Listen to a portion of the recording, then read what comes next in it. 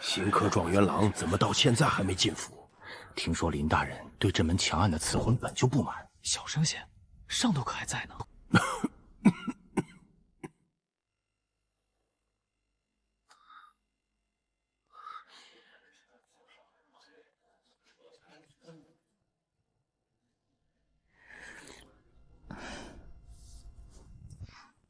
新郎官到了，林大人到了。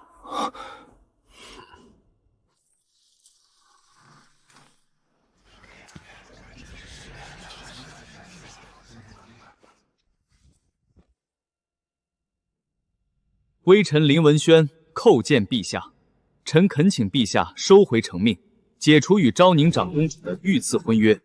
放肆！林文轩，你疯了！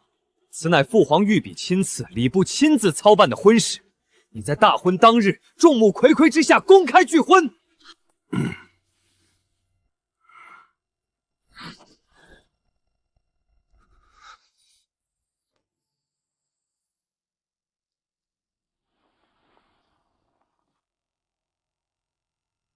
文轩哥哥，你为什么要这么对我？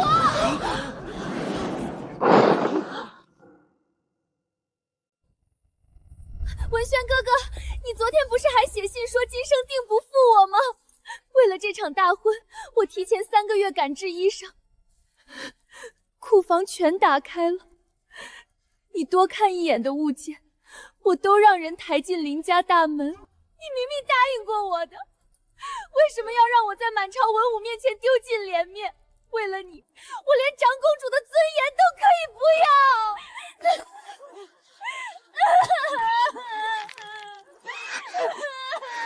掐这么重，公主都没反应，这皮肉功夫真练到家了。哭大声点，再大声点！上头那只姓陆的老狐狸和那个病秧子靖王可都哼！盯着呢。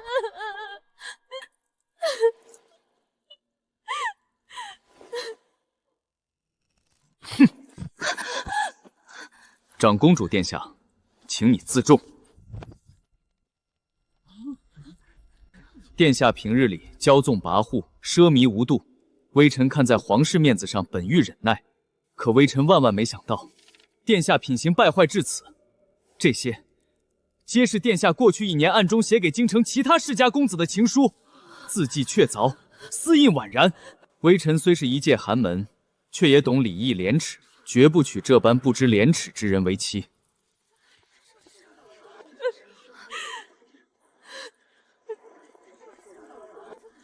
林文轩，你演完了吗？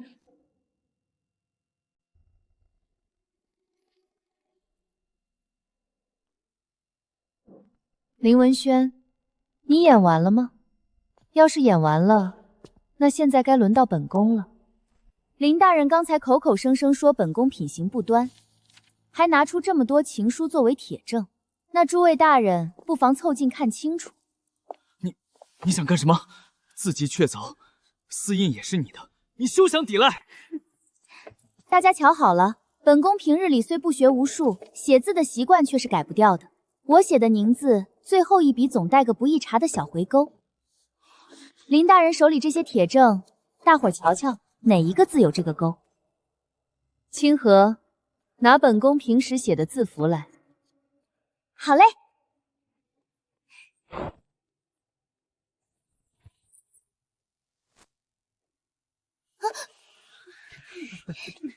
林大人刚才还说，心中早就有了旁人。本宫倒是好奇，是哪家名门闺秀能让大梁的新科状元连上公主这等天大的恩赐都瞧不上？林大人今日既然连前程都不要了，不妨当着父皇和百官的面，把这位姑娘的名字说出来。怎么，说不出来？那本宫替你说，是首辅大人的嫡孙女，京城第一才女陆明淑陆小姐吗？长公主殿下，无凭无据，休要血口喷人，污蔑我陆家清誉。无凭无据，无凭无据。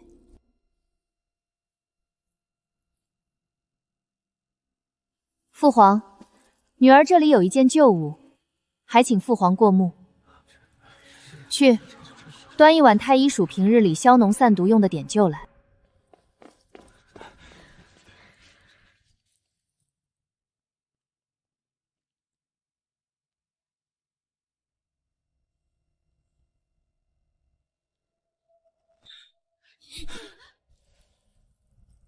盐铁专营之弊，在于官商勾结。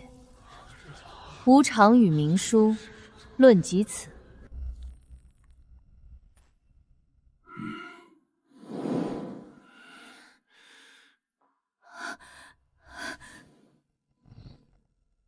诸位大人，想必对林大人3年前科举殿试那篇经世策论记忆犹新吧？第3题策论里，他用的便是这一模一样的句子。可巧的是，这句话正是陆大人5年前在怀章讲学录第3卷里亲手写下私人批注。林文轩，你一介寒门学子，连大梁各地州府的盐铁账册都不曾摸过一天，是如何将首府大人藏在书房最底层的治国策论一字不差写进殿试考卷的？甚至连无常与明书论及此这等家常话，你都原封不动搬了上去。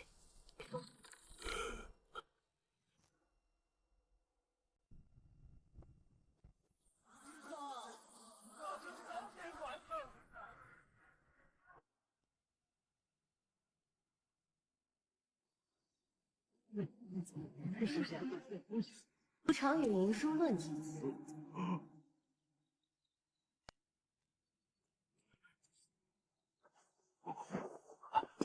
将军，这长公主不是满京城都传遍了的草包吗？我刚才看她哭得惊天动地，还以为今儿个得当场哭死过去，怎么一眨眼功夫就把那林状元和陆老头给大卸八块了？这长公主怎么跟传说中的完全不一样啊？陛下，微臣有罪，微臣要揭发林文轩科举舞弊。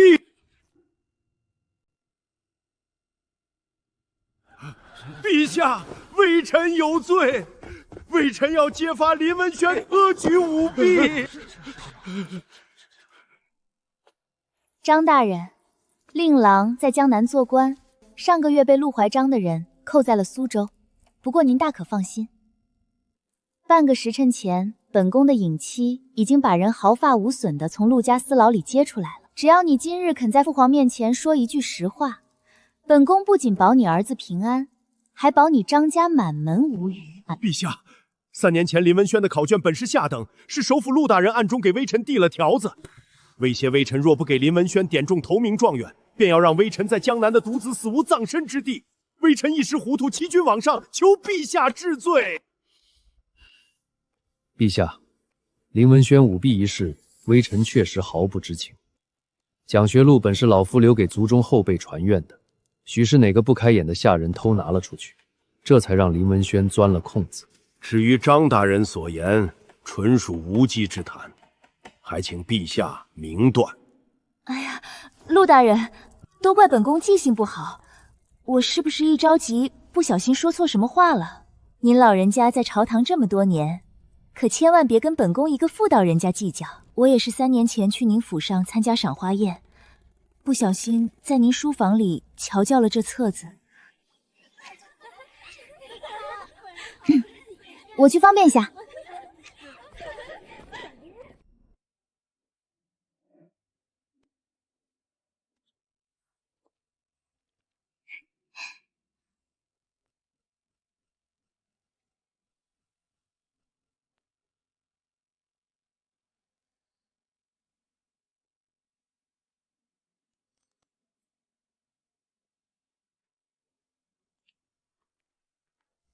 本宫真不是故意的，本宫真不是故意的。够了！新科状元林文轩科举舞弊，欺君罔上，当众羞辱皇室清誉。来人，摘去他的乌纱，拔掉他的功名，即刻打入天牢。陆爱卿，既然林文轩是从你那讲学录里偷学的东西，张大人又口口声声指认于你，按大梁律法，爱卿本该停职避嫌，但朕念你三朝元老，深信你的为人，特许你自证清白。这科举舞弊案，便由你内阁回同刑部，在半个月内彻查个水落石出。爱卿可千万别让朕失望啊！微臣领旨，定不负陛下厚望。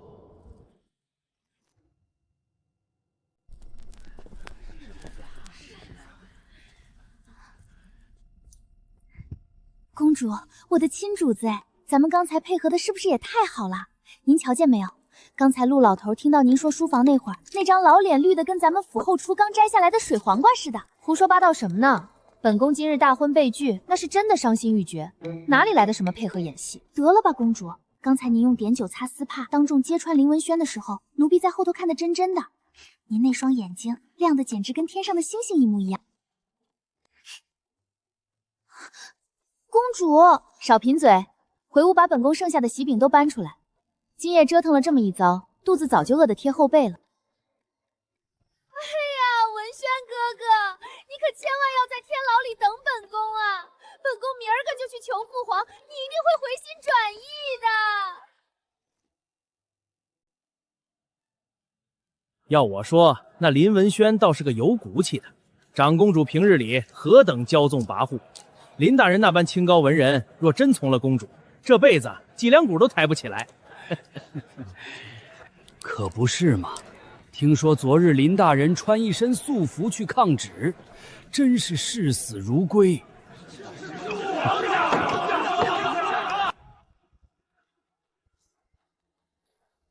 哎呀，你们都错了，那林文轩根本就不是什么有骨气的文人，他就是个忘恩负义、猪狗不如的东西。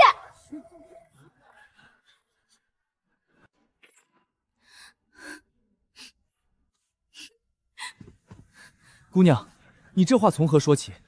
那林大人昨日可是当众拿出了情书呢。呸！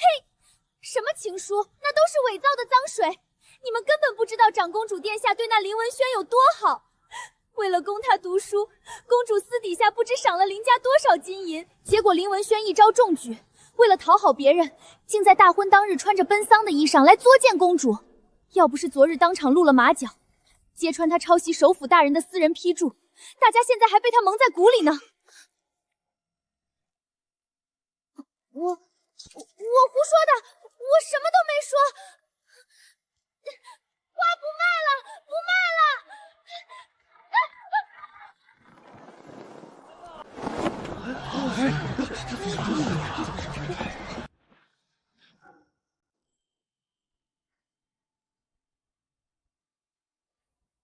公主，东边2架紫藤木秋千已经架好了，投壶的场子也按您的吩咐，把距离拉远了3尺。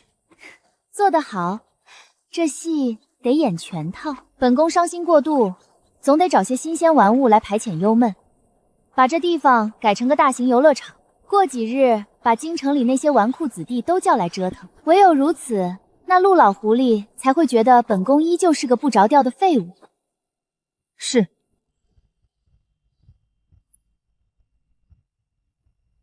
怎么，咱们的卖花姑娘今日在听雨轩没捞着赏钱？公主，奴婢刚才差点把天捅个窟窿，一时说痛快了，差点把您聪明的底细给漏了。得亏奴婢跑得快，装得够害怕，漏了才好。一个惊慌失措、不小心说漏嘴的丫鬟，反而更显得这消息是从长公主府里无意间传出去，比你刻意去说要真挚100倍。行了，本宫先前与你打的赌，你可还认？赌陆家那才女什么时候来登门？本宫赌她今日午时3刻之前必到。陆怀章挨了父皇一记软刀锋，此刻定然急于弄清楚本宫昨天到底是歪打正着，还是深藏不露。他那宝贝孙女急于挽回名声，便是最好的探子。启禀公主，陆府的明淑小姐抬了轿子在府门外，说是奉了首府大人的命，特来探望伤心欲绝的长公主殿下。得，奴婢服了。这就去把人打发了。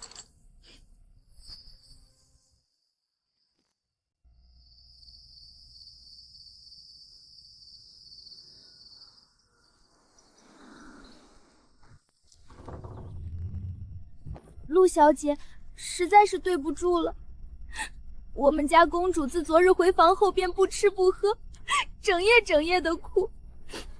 她对外宣称闭门谢客，谁都不见，尤其是陆小姐您。清河姑娘，我今日是真心来探望殿下的。我祖父也十分挂念殿下的身子，特意让我带了百年山参过来。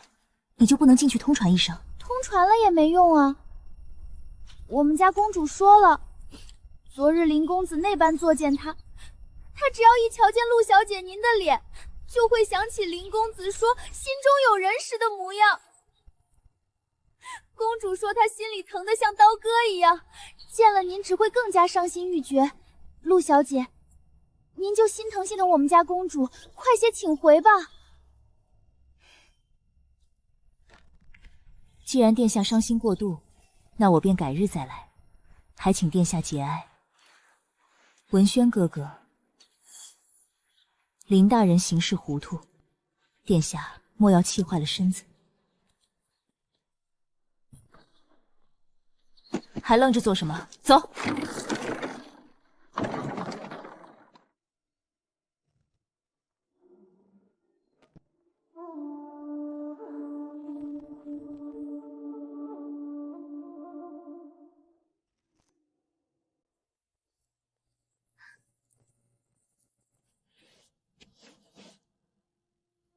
见到人了？没见到。那萧昭宁把府门守得死紧，底下的丫鬟哭得跟死了爹娘似的，说是萧昭宁自昨日起便不吃不喝，哭得不成人形，还说见了我就想起林文轩昨晚拒婚的事，心里疼得难受。你觉得他是真傻还是假傻？自然是真傻，简直是个无可救药的恋爱脑。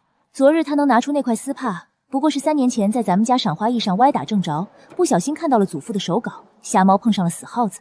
要是他真有那般城府，今日怎会还为了林文轩那等舞弊之人哀悔过度，不见外人？依孙女看，他现在指望着林文轩能回心转意呢，成不了任何气候。不过是个运气好些的深宫小姑娘。行了，只要她继续这么闹腾下去，陛下那柄软刀子，老夫也有的是办法折断。长公主痴情哭伤，闭门绝食陈草包。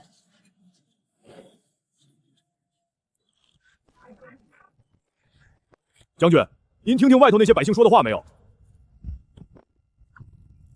我就说吧，昨日在长公主府里，那指不顿是皇帝老儿提前给公主排练好的戏码。您瞧瞧，今儿那长公主还不是现了原形？听说为了林文轩，在府里哭得连饭都吃不下，连陆家小姐登门都被他那疯丫鬟骂了回去。这皇家金枝玉叶，原来真的是个死心眼的大草包。王虎，在边关待了几年，你的脑子是让北狄的风沙给唬死了吗？属下哪里说错了？长公主若真是为情所困，昨日竟不会在最关键的时刻精准抛出那块蜜血丝发，更不会借张大人的口，在百官面前将陆怀章逼入死角。他这不叫哀悔过度，他这是以退为进，利用满城百姓的嘴，把陆家徇私舞弊的罪名彻底钉死在耻辱柱上。同时闭门谢客，才是真正不给陆怀章2次试探的机会，将自己完全藏在暗处。公主心思深得很。这里头竟然有这么多弯弯绕绕，那他那丫鬟在茶馆里哭鼻子也是装的？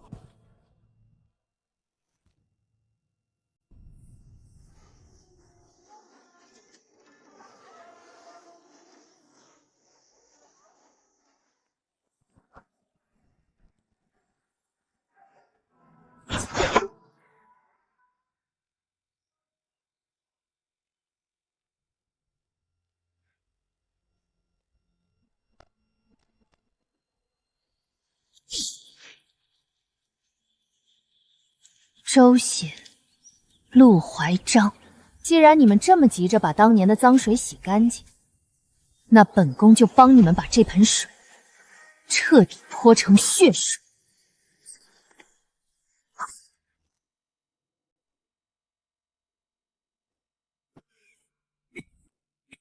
陛下，微臣有本要奏。奏。半月前，新科状元林文轩在长公主大婚之日咆哮公堂，更牵扯出科举舞弊这等震动朝野的恶性大案。如今满城风雨，天下士子议论纷纷。这半月来，内阁会同刑部日夜轮番审讯，逆贼林文轩已对偷盗老夫讲学录、司徒行贿主考的罪行供认不讳。此等欺君罔上、败坏文风的朝廷败类，若久拖不决，恐有损皇家尊严，更让天下读书人寒心。故而微臣恳请陛下为顾全皇家颜面，亦为平息民间误疑，应尽快将逆贼林文轩及礼部侍郎张大人斩首示众，以儆效尤。父皇，儿臣以为万万不可。科举乃国之大计，伦才大典，岂容草草结案？林文轩一介寒门书生，若无朝中通天权贵暗中庇护铺路，如何能摸进首辅大人守卫森严的私宅书房，偷得那秘不示人的讲学录？张大人堂堂礼部侍郎，若非受人胁迫，岂会为区区一个寒门穷酸赌上满门抄斩的风险？此案背后必然另有乾坤。儿臣恳请父皇将此案移交大理寺卿三死会斩，彻查到底。太子殿下宅心仁厚，自是社稷之福。但殿下久居深宫，不知外面民情汹涌，群情逼愤，甚至传言朝廷在仗势欺人，屈打成招。若再这般无休止株连查办下去，只怕案情未水落石出，便先寒了天下百万读书人的报国之心。到了那时候，朝廷的威信何在？首辅大人所言极是，恳请陛下速速结案，以安天下士子之心。求陛下圣裁，速杀逆贼，以正法度。陛下。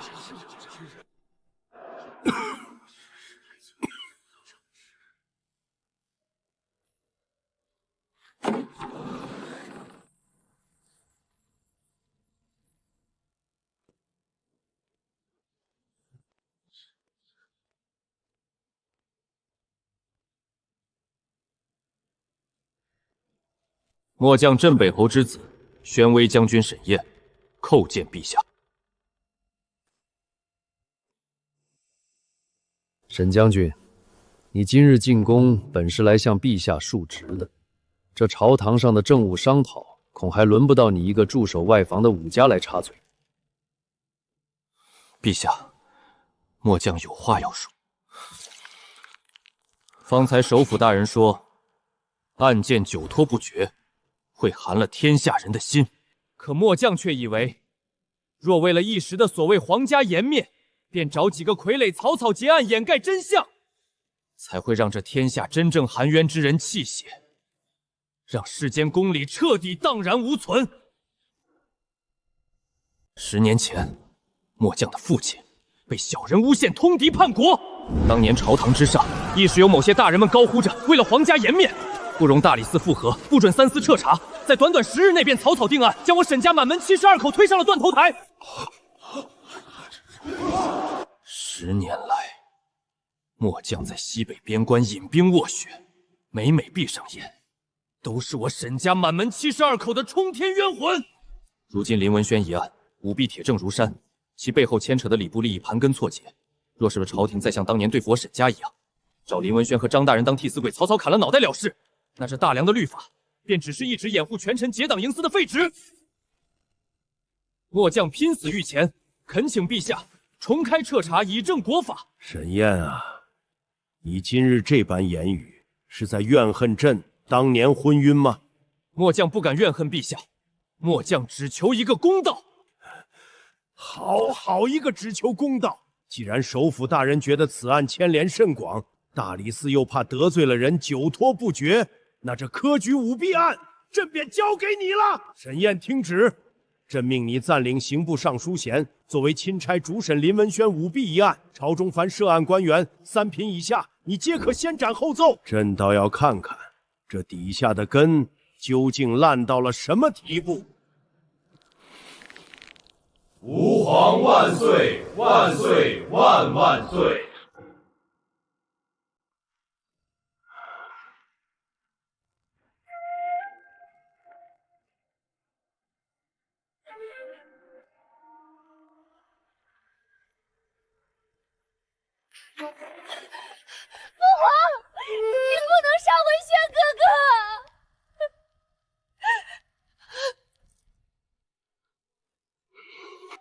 皇，文轩哥哥平日里最是清高，连旁人送的古玩都瞧不上，怎么可能会去抄袭陆大人的手稿呢？他一定是被人陷害的。肯定是那个刚回京的粗鲁不讲理的沈燕，他在朝堂上胡言乱语，就是想文轩哥哥的脑来当他自己立威的垫脚石。父皇，女儿求求您了，您放了文轩哥哥吧，大不了女儿不治他的罪了。女儿这辈子不能没有他呀！胡闹，简直是皇室耻辱！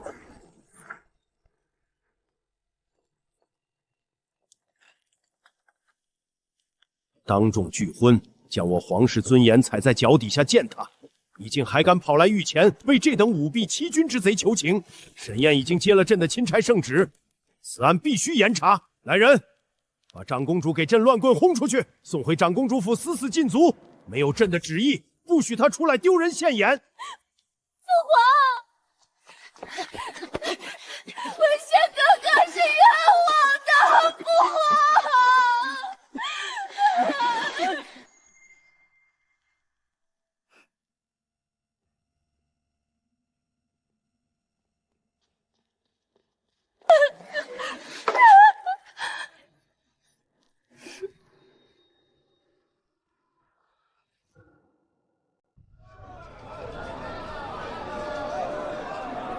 我说你这个黑铁塔，你是饿死鬼投胎还是怎么着？这醉仙楼招牌的水晶肘子，我家公子连筷子都还没动，你一个人就这大饼吧唧塞进去大半盘了。俺们当兵的，天天在风沙里练武，饭量大怎么了？再说了，你们家公主一天到晚在府里见秋千玩投壶，还不许旁人吃块肉垫垫肚子，难怪满京城都说她是个不着调的。你敢骂我家公主是草包？你信不信我让府里的护卫4条大棍把你撵出去？你们家将军倒是厉害，在朝堂上一天到晚憋不出3句话，跟块茅坑里又臭又硬的石头似的，不怕把自己活生生憋死吗？清河，闭嘴。退下。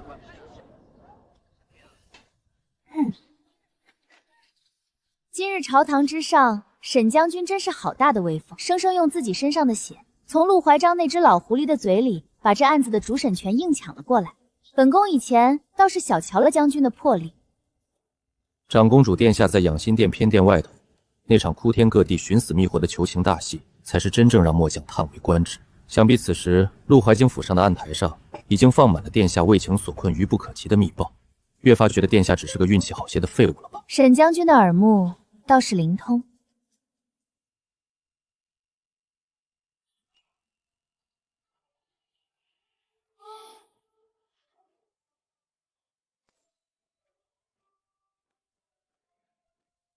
公主殿下，我们的敌人是同一个。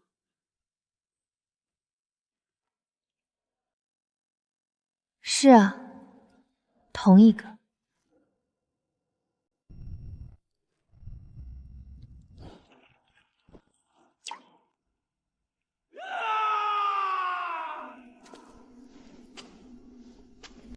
公主，咱们回去吧，这地方哪是人待的？要是被发现了，是要掉脑袋的。闭嘴！再出声，本宫就把你丢在这儿和那些死囚作伴。什么人？天牢重地，夜间无圣旨，任何人不得。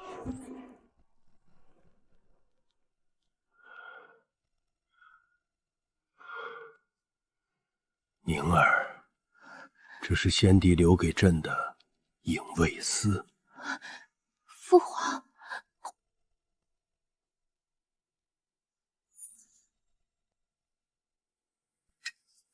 宁儿，这是兵符，你拿着。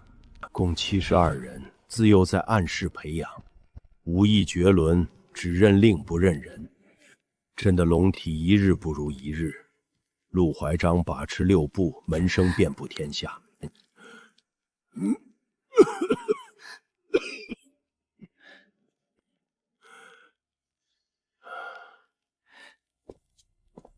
影妻随你一同长大，从今往后便是影卫司统领。10年前镇北侯府灭门，朕用这股暗刀在陆怀霜眼皮底下保住了沈燕那孩子一条命。你哥哥性子仁厚，少了帝王的狠辣，朕若撒手，大梁江山怕要改姓陆。如今天下大案，朕把这最锋利的一把底牌交给你了。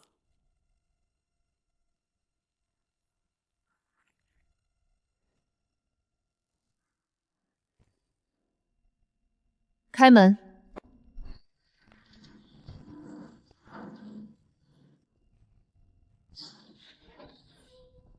林大人，这天牢里的滋味可比你在江南苦读时好受些。长公主殿下深夜屈尊降贵来这种安杂地方，是来看微臣笑话的。如果是来耀武扬威的，那你看到了，微臣如今沦为阶下囚，殿下可还满意？看笑话，你还不配让本宫浪费睡觉的时辰。看笑话，你还不配让本宫浪费睡觉的时辰。林文轩，本宫是来给你指一条活路的，只要你把知道的都吐出来，本宫保你家人平安。微臣听不懂殿下在说什么，科举赌币是微臣一人所为，与旁人无干。殿下就算杀了我，微臣也没有别的话可说。还在指望陆怀章能救你出去？林文轩，你是个聪明人，怎么偏偏在这个时候犯了糊涂？陆怀章是什么人，你比本宫清楚。今日在朝堂上，他可是第一个站出来，极力恳求父皇将你和张大人尽快斩首示众的。你胡说！首府大人他说过保你性命，保你加官进爵。你不过是他用来试探父皇底线，顺便羞辱皇室的一颗棋子。如今棋子不仅没能发挥作用，反而惹了一身麻烦。你觉得以陆怀章那般狠辣的手段，会留着你这个活口，等着沈宴明日来三司会斩，把你肚子里的秘密一点点掏出来吗？别挣扎了。你那在江南老家的父母，还有那个刚及逼的妹妹，你猜，是沈宴的钦差类队先去拿人，还是陆怀章派出的死士先去灭口？只有配合本宫，把陆怀章的底牌交出来，本宫的影卫才能在陆家的人赶到之前，保住你全家的性命。我说，我全都给你，求你放过我家人。我说，我什么都说，求殿下救救我爹娘和妹妹，他们什么都不知道啊！说，3年前的科举，到底是谁在中间替你和陆怀章牵线？是周显，礼部侍郎周显。他表面上一直是个只知道钻营的庸官，但早就是首辅大人的门生了。当年就是他把那份带有批注的奖学录偷偷塞给我的，也是他暗示张大人给我定头名的。周显，他手里可有什么能直接定死陆怀章的实质证据？有，一定有。微臣有一次去陆府拜见，无意中听到周显和首辅大人谈话。首辅大人书房的西北角有一块活动的地砖，下面藏着一个紫檀木暗格。暗格里有什么？微臣没亲眼见过，但听周显的意思，里面藏着陆家这些年来在六部安插的所有党勇的秘密通信，还有他们贪墨受贿的秘密账本。每月15，他都会独自留在书房，把新收到的紧要物品亲自放进那个暗壳里。书房西北角，紫檀木暗格，每月15，果然在那里。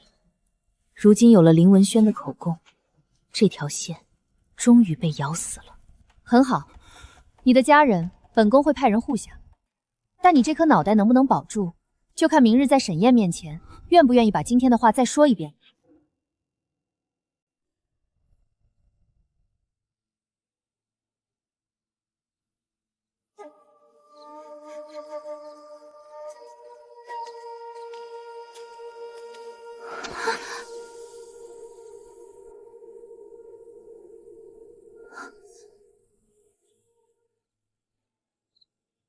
沈将军，这么晚了，将军怎么会在天牢门外？末将职责所在，自当尽心。倒是长公主殿下，深更半夜造访这等污秽之地，不知有何贵干？本宫实在是不忍心看着文轩哥哥误入歧途，所以偷偷弄了块令牌来这里劝劝他，让他千万要配合沈将军的调查，早日洗清冤屈。本宫这也全都是为了他好啊。哦。那不知林大人听了殿下的肺腑之言，可有感激莅临，决定痛改前非？文轩哥哥已经知错了，明日将军提审，想必他会很愿意和将军掏心掏肺的。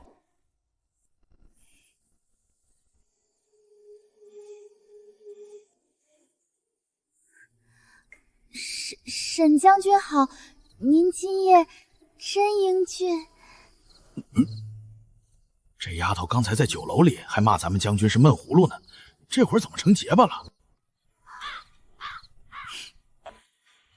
哎呦！少在这给本宫丢人现眼，回府。夜深路重，沈将军在此守门辛苦了，本宫就不打扰将军办案了，告辞。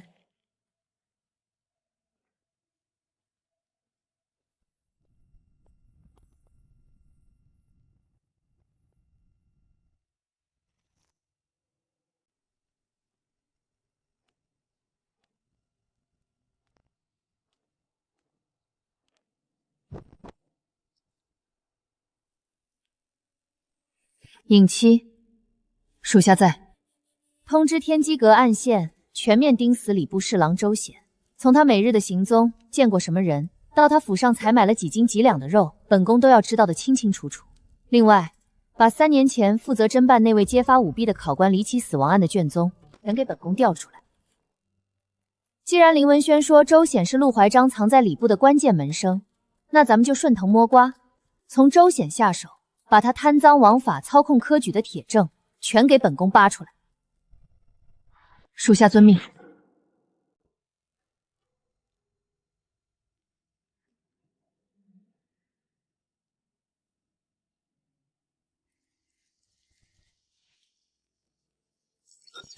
禀主子，天牢那边的眼线传回急报，半个时辰前，长公主带着人进去了。因为对方手里有御赐的最高密令，咱们的人没敢阻拦。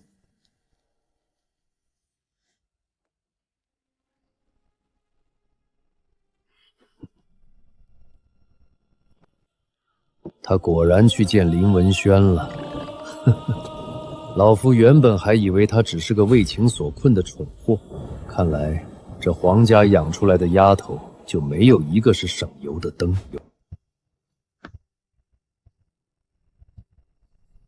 既然他这么想死，连老夫的棋子都敢去碰，那老夫就成全他。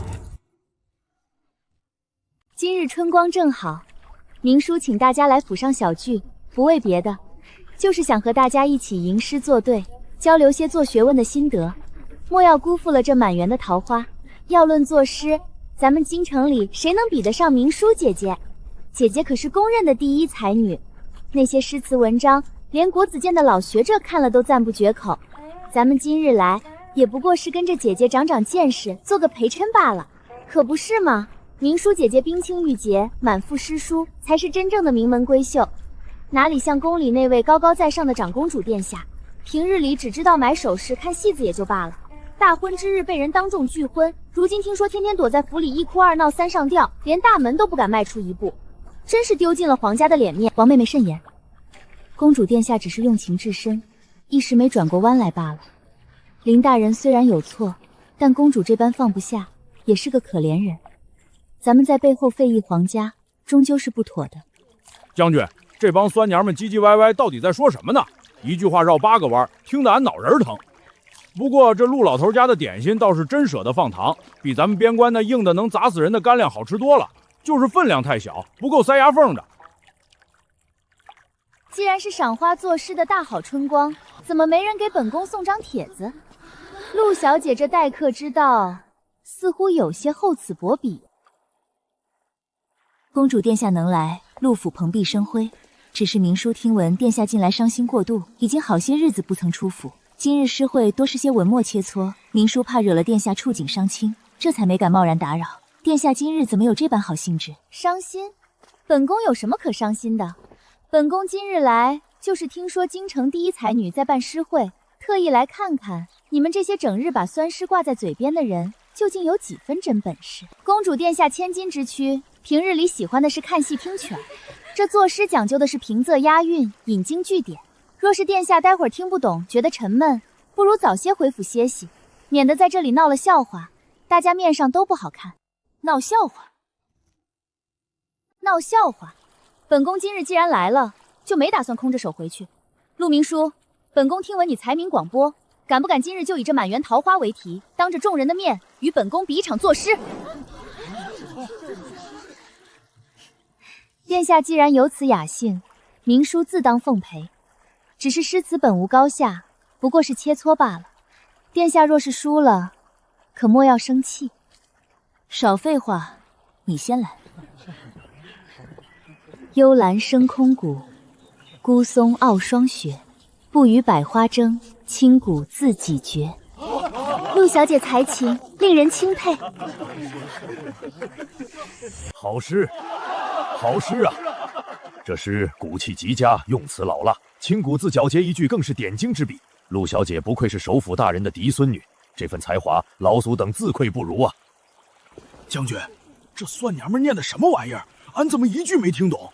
公主殿下不会真的要输了吧？要不要俺现在过去把那桌子给掀了？他不会输。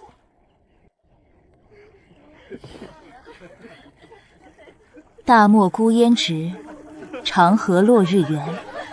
萧关逢候骑，都护在燕然。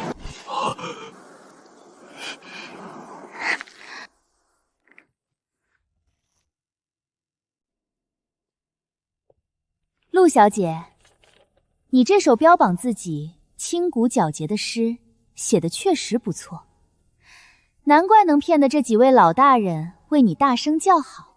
只是本宫有些不明白，你这句“孤松傲霜雪”里的“傲”字，写在这纸上，怎么偏偏多了半个偏旁，变成了一个根本读不通的错字？这不过是名一时笔误，写得急了些，诗词看的是意境，殿下何必揪着一个笔误不放？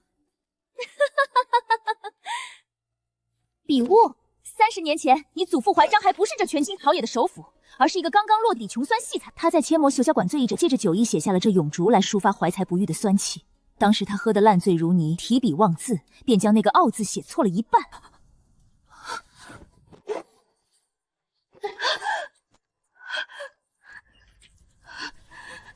你陆明书为了保住这京城第一才女的虚名，不仅恬不知耻地翻出你祖父早年未公开的旧作据为己有，甚至连他当年喝醉酒写下的错别字，你都原封不动地照抄了上去。你胡说！你血口喷人！陈大人，你是翰林院的老臣，与陆怀章相交40年，你敢当着本宫的面摸着你的良心说，这首诗的遣词用字，那股子挥之不去的酸腐气，到底是不是陆怀章早年的手笔？这遣词壮快，确实有几分首辅大人当年的风骨。哎呀，怎么做出这等诗来？好，公主殿下威武！抄诗就算了，连错别字照着抄，俺们村口教书的瞎子都没你这么丢人。这京城第一才女的名号，原来是买一送一送来的。适可而止。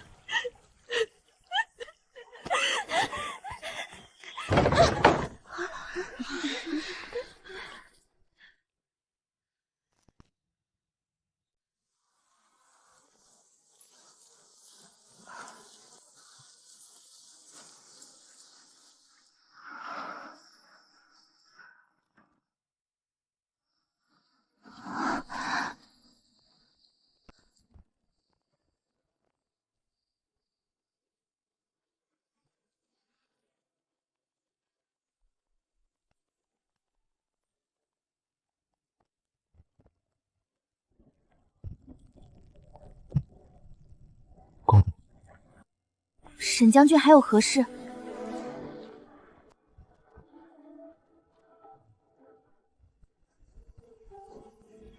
没什么，只是想告诉殿下，你今天真好看。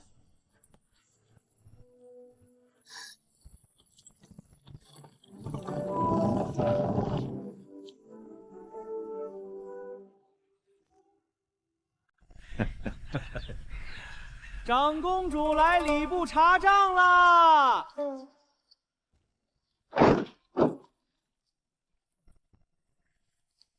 哎呦，长公主殿下，您可是稀客呀！只是这账房种地的钥匙一直由管库的老王收着，老王昨日偏偏告病假回乡下探亲去了。要不殿下先回府歇息2日，等老王回来，微臣亲自把账本给您送到府上去。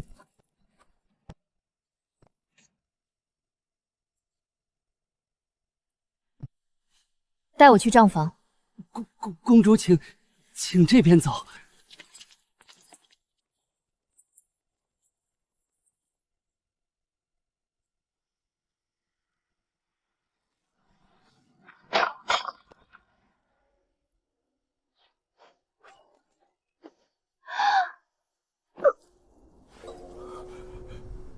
哎呀，这门怎么自己坏了？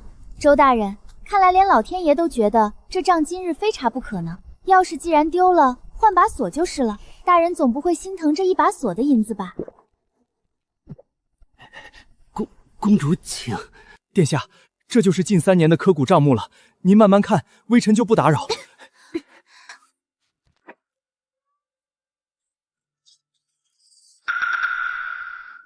宁儿，这天下最容易藏污纳奏，也最容易杀人不见血的地方，就是账本。那些贪官以为账目做得天衣无缝，只要你学会算盘上的乾坤，就等于捏住了他们的命门。父皇放心，女儿知道，只要女儿在外面装得足够草包，整日争风吃醋、骄奢淫逸，那陆怀章绝不会把一个恋爱脑长公主放在眼里。慢着，周大人，慢着。周大人，本宫要的是近3年科举考场的修缮、纸墨采买以及考官的兵态性账目。你拿大梁12年，也就是8年前父皇千秋寿宴的礼部采买明细来糊弄本宫，是觉得本宫不识数，还是觉得父皇的圣旨是一纸空文？瞎了你们的狗眼！怎么拿到账本？还不快去把真正的账册搬来！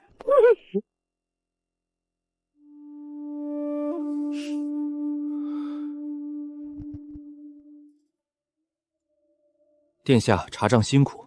这账房里灰尘重，您喝口上好的君山红汁润润嗓子。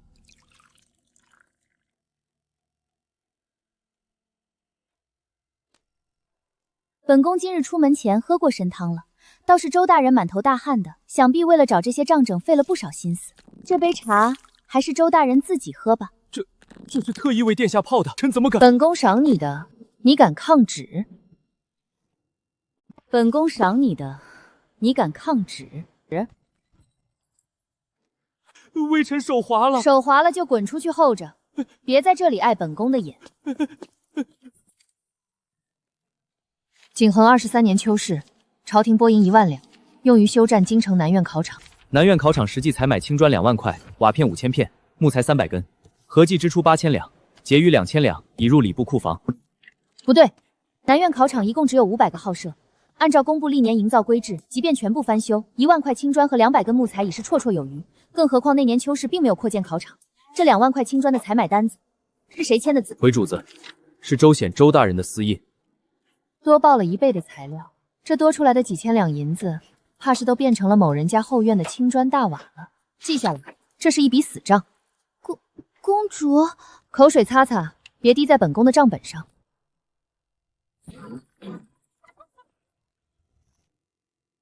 公主殿下，俺给您带帮手来了。俺们将军说了，这礼部的账本又臭又长，怕累着公主。这小子是礼部专门管采买发饷的，叫孙明。俺们将军费了好大劲儿，才从城外破庙里把他逮回来。周显那个吸血鬼，不仅在科举采买上吃回扣，还克扣我们这些底层差役的俸禄。哦，他怎么克扣的？3年前那场科举，朝廷明明拨了专款，让我们给考官准备饭食和炭火，可周显把银子全都昧了下去，买的都是发霉的陈米和劣质的黑炭。他还以考场损耗为名，扣了我们所有人整整3个月的俸禄。所有关有于笔墨纸砚损耗的账目，全都是周显捏造的空头账。那些银子全都被他拿去城东买了一尊极品玉雕，送给了一位大人物。很好。公主，您别累着了。俺们将军说了，这周显就是个不见棺材不落泪的滑头。您要是觉得证据够了，俺现在就带兵出去，一拳就把他打趴下，直接扭送大理寺。你个憨憨，这是在礼部衙门。你以为是在边关打仗呢？要是把人打死了，公主还怎么拿他做文章？俺这不是怕公主气坏了身子吗？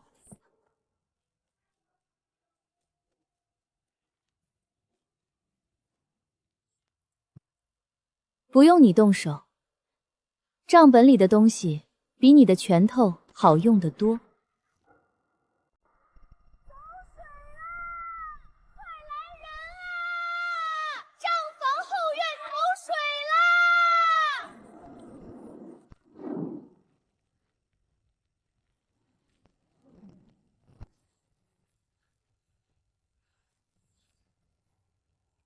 保护主子。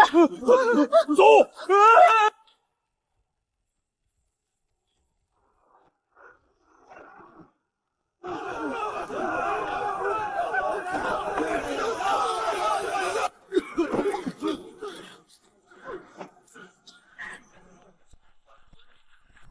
快救火呀！那里头可都是朝廷的机密账本啊！你们瞎了眼吗？风向变了，那边偏房里供奉着祭天用的御赐金器，若是被火星子燎掉了一点漆，咱们整个礼部都要掉脑袋。公主，火太大了，根本救不下来。咱们刚才查出来的那些证据，全都烧没了，这可怎么办啊？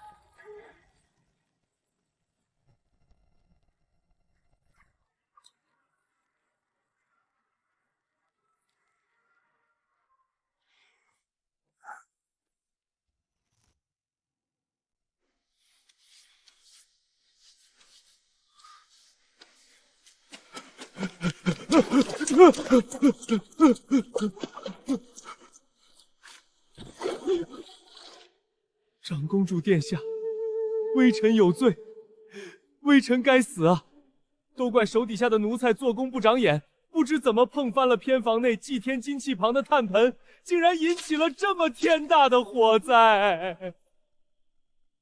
这账房里存放着近3年的科举原始账册，如今全都被烧成了一堆死灰啊！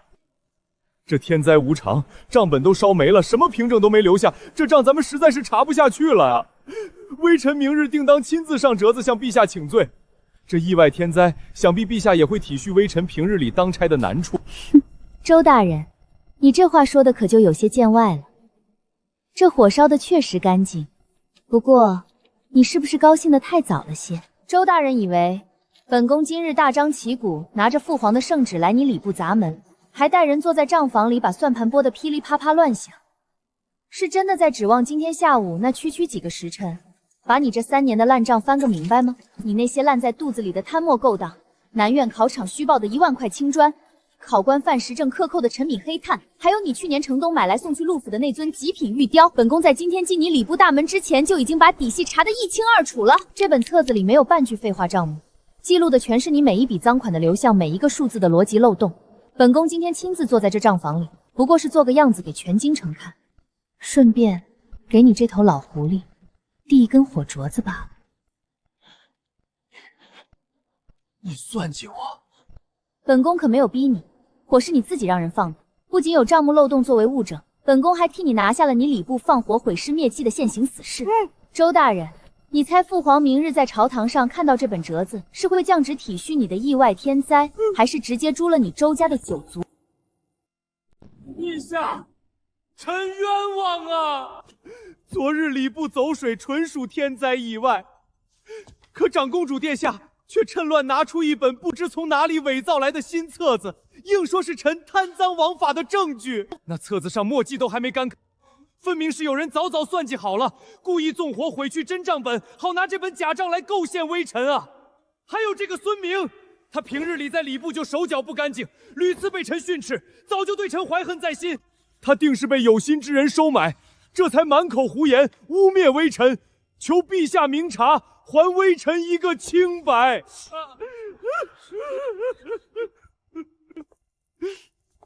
周大人这颠倒黑白的本事，不去茶馆当说书生，还真是屈才了。周大人说这本册子是女儿伪造的，这指控可太重了。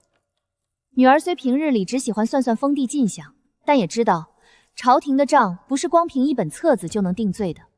你说账册是假的，那我们就来看看银子。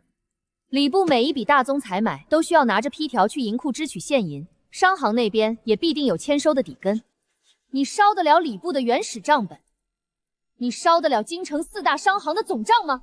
景恒23年秋试，南苑考场修缮，你礼部向国库报备支出8000两白银，说是采买了2万块青砖，500根上好红木。可这是京城最大的隆昌砖窑和锯木行昨日交出来的3年总账底单，上面白纸黑字写得清清楚楚。当年礼部从他们那里取走了1万块次等青砖和200根朽木，总共花费不到2000两。这票据上还盖着你周大人私人的私鉴，剩下的6000两白银插上翅膀飞了吗？你不是说孙明被收买了吗？那么我们就再来计算一下考官的冰炭镜。朝廷体恤考官辛苦，特批3000两银子采买上好红罗炭。可孙明昨日已经带着刑部的人，从你京郊私宅地窖里挖出了整整2000斤还没来得及销赃的红罗炭，而考场里烧的全是一呛一屋子黑烟的劣质碎渣。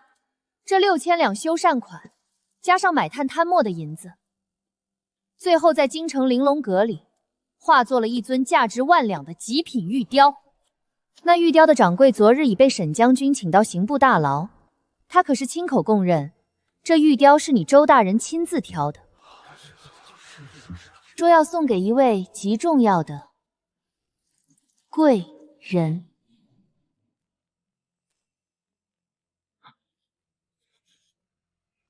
周显，你还有话要说吗？拦住他！给老子回来！陛下饶命！陛下饶命！微臣招了，微臣全都招了。微臣确实贪了科举经费，但那笔钱微臣根本没有拿全啊！是户部尚书钱大人从中抽了整整40%，那尊极品玉雕也是他暗示微臣买下来，好一起去孝敬首辅大人的呀！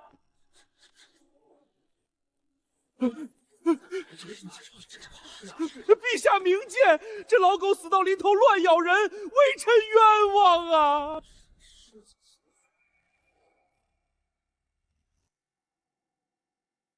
放肆！堂堂礼部侍郎竟伙同户部贪赃枉法，甚至敢在朝堂之上当众逃跑！来人，把周显给朕拨去官府，打入天牢死。没有朕的手谕，任何人不得探视，将其满门抄家，家产尽数冲入国库。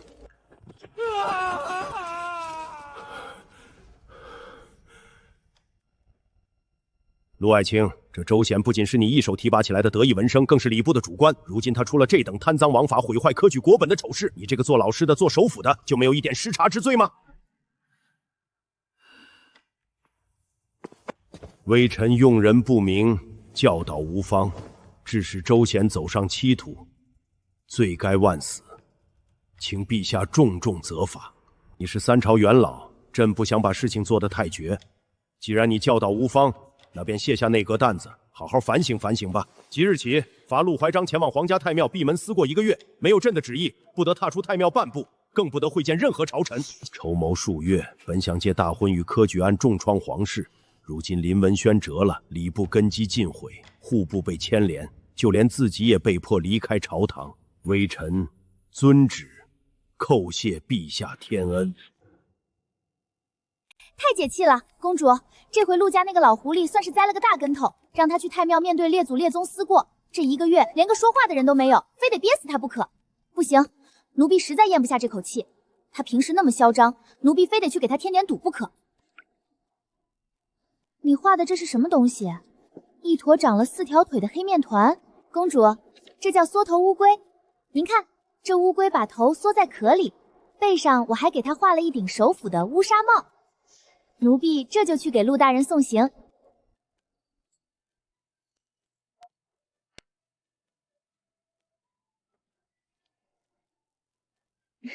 你这死丫头越发没规矩了，去吧。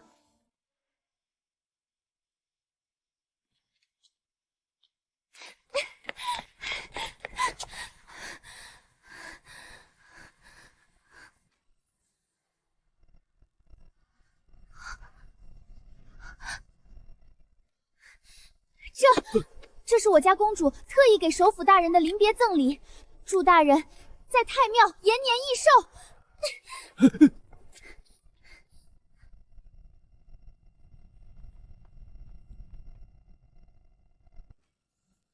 萧昭宁，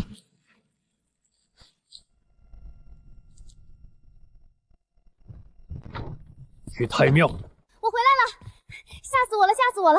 公主，您是没看见陆大人当时的眼神，活像要生吃了我似的。不过当他看见那只乌龟的时候，脸都绿成老冬瓜了，简直太解气了。你这丫头胆子真是越来越大了。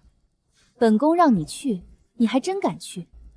要是被陆大人身边的死士盯上，你这小命可就交代在半路上了。奴婢这不是知道尹七在暗处跟着吗？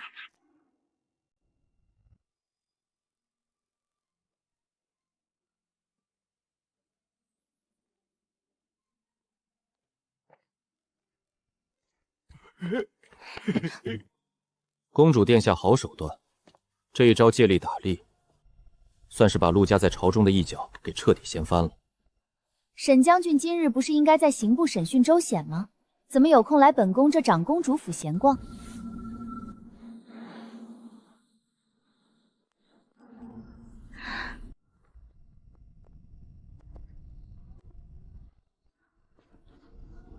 周显进了刑部死牢，为了保命，已经把户部尚书钱震的底子透了个清楚。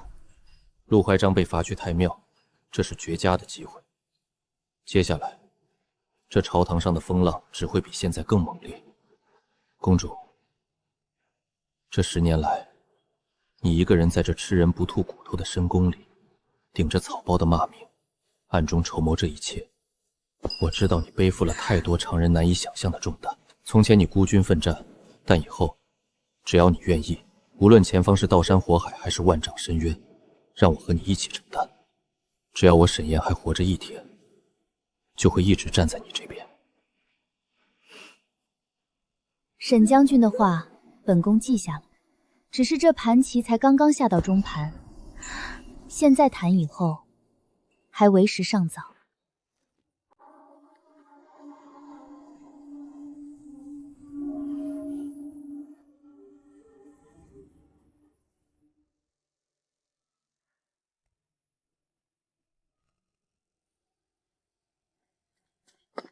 主子，陆怀章的马车已进入太庙，但属下探得，户部尚书钱正今晚秘密召集了几名心腹，似乎有所动作。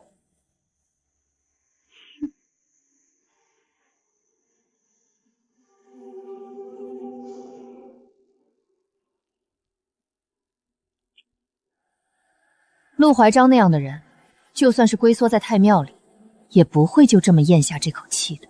礼部倒了，断了他一臂。接下来，该轮到他的钱袋子了。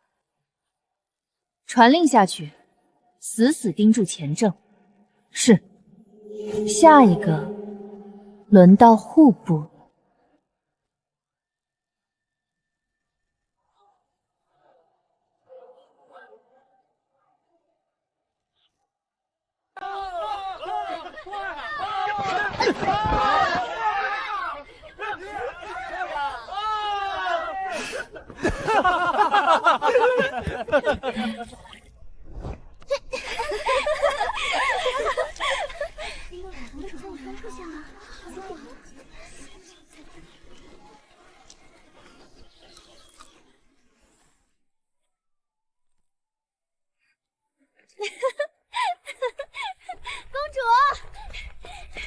公主您快看，奴婢弄来了什么新鲜玩意儿？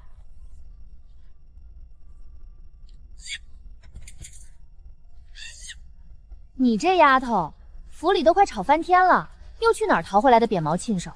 这可是西域来的聪明鸟，教什么会什么。奴婢寻思着，那陆老狐狸不是被罚去太庙了吗？奴婢就花了整整3天功夫，天天对着这鸟念叨陆怀章是奸臣，想让他学几句解解气。哦，那你教成了没有？让他说2句来听听。来，乖鸟儿，说陆怀章是奸臣。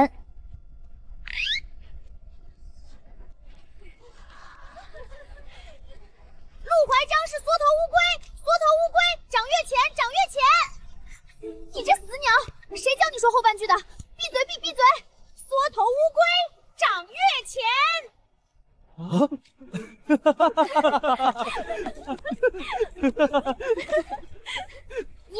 你这只会学舌的坏东西，看我不收拾你！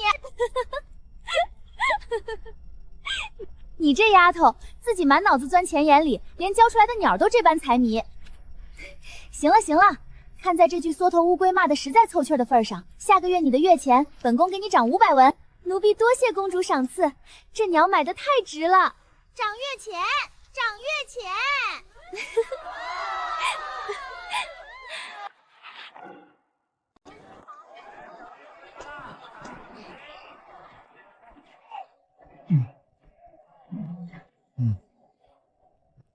这位壮士，10文钱5个竹圈，炮中什么拿什么，要不要来试一把？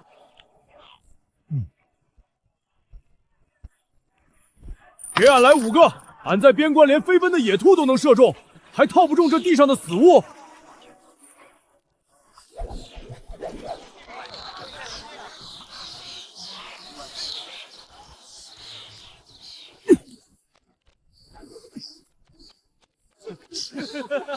嘿，俺这暴脾气，再给俺来20文钱的。哟，这不是沈将军身边那位一天吃8顿饭的王护卫吗？怎么，沈将军不给你发俸禄，跑来我们公主府的摊子上进货来了？只可惜啊，光有蛮力没有准头，这竹圈可不认你的块头。你懂什么？俺那是还没活动开筋骨。你要是真有本事，就帮我把那个金镯子套出来。套中了，我以后就不叫你憨憨了；套不中，以后见了我就得乖乖叫一声清河姑奶奶。套就套，你给俺看好了。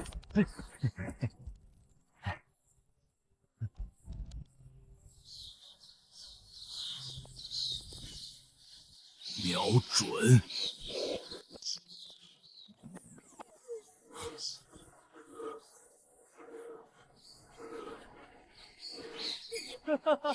还剩最后5个圈了，姑奶奶这声叫唤，我可是等着听呢。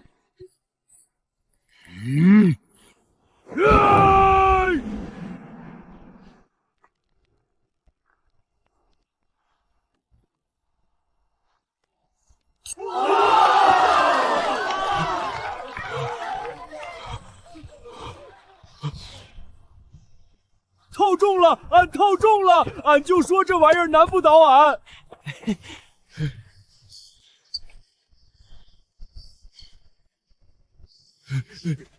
给你，俺套中了，你可说话算话，以后不能再叫俺憨憨了。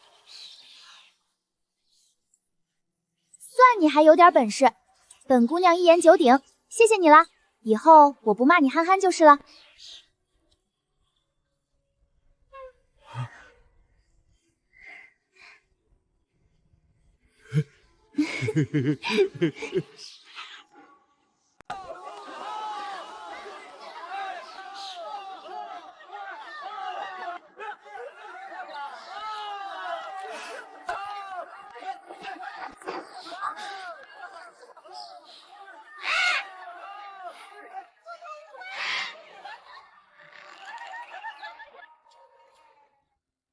宁儿，你这究竟是在做什么？如今朝局刚有起色，周显入狱，陆怀章被罚，正是咱们乘胜追击的好时候。你怎么又把这公主府弄得乌烟瘴气，还把这群只会斗鸡守狗的纨绔招进府里？你知不知道外头的大臣们是怎么议论你的？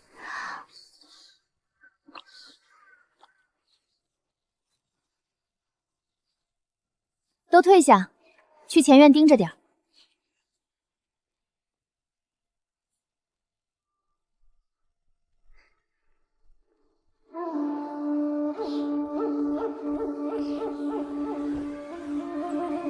哥哥，这满院子的乌烟瘴气，本就是我刻意做给外头那些人看的。做给他们看？为什么？你前几日在朝堂上和礼部账房里的那份手段已经足够震慑群臣了，何必再自无名声？正因为手段太狠，才更需要这层草包的皮来掩护。哥哥，你仔细想想，陆怀章虽然被罚去了太庙，但他门生故事遍布6部，户部尚书钱政、兵部侍郎、吏部考公司，这些人哪一个不是陆家的铁杆党羽？如果我扳倒了周显之后，继续展现出咄咄逼人的精明，甚至立刻调转枪头去查户部，你猜那些原本还在观望的陆家党羽会作何反应？他们会感到彻底的恐慌，为了自保，他们会彻底抱团，甚至狗急跳墙，联合起来在朝堂上反咬我们一口。没错，人在极度恐惧下，反扑的力道是最可怕的，所以我必须在这时候停下来，大张旗鼓的吃喝玩乐。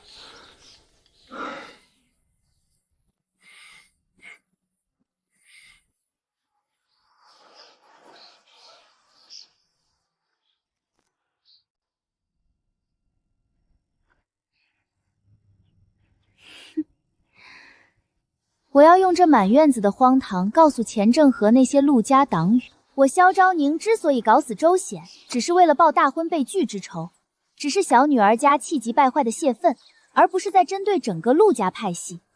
我依旧是那个只知道享乐、见好就收的草包公主。而人在放松警惕的时候，最容易露出致命的破绽。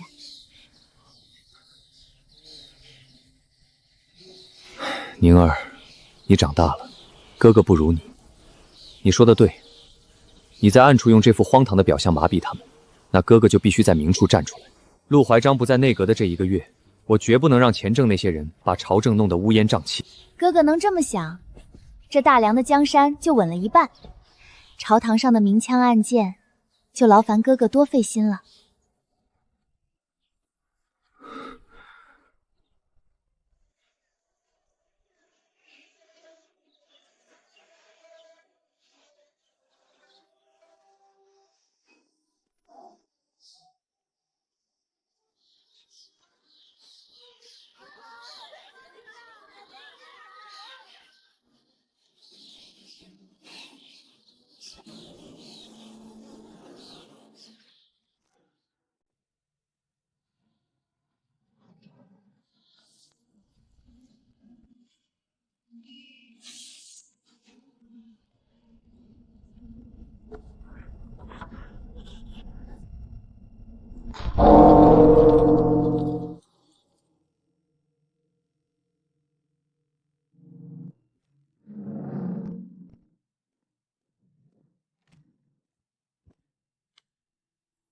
主子，出事了。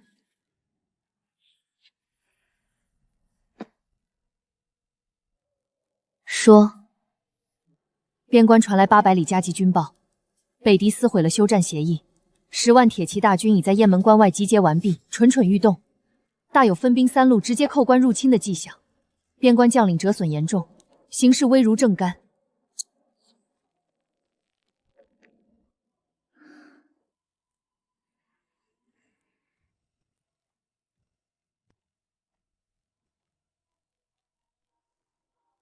陆怀章那个老匹夫，才去了太庙几天，边关就出了这么大的岔子。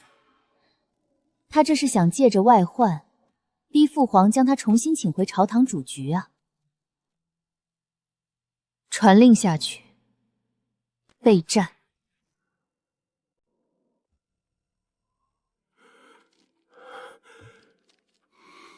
北敌撕毁了盟约，10万铁骑南下，镇守雁门关的宣威老将军已经殉国了。10万大军，北敌人怎么毫无征兆，突然集结这么多兵力？宣威老将军一倒，北境防线岂不是群龙无首？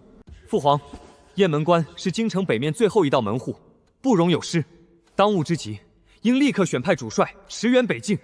太子所言极是，朝中老将凋零，若论统兵之才，靖王本是最佳人选。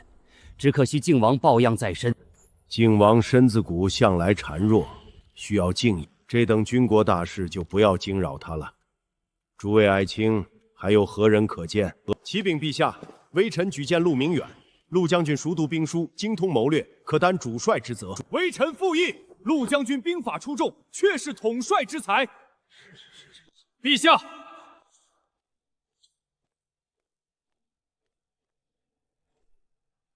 臣宣威将军沈燕，请出战。臣镇守边关多年，熟悉北敌军情，臣愿领兵出征。若不能退敌，甘愿军法处置。将军勇武有余，统帅3军，靠的可不仅仅是冲锋陷阵。放屁！放屁！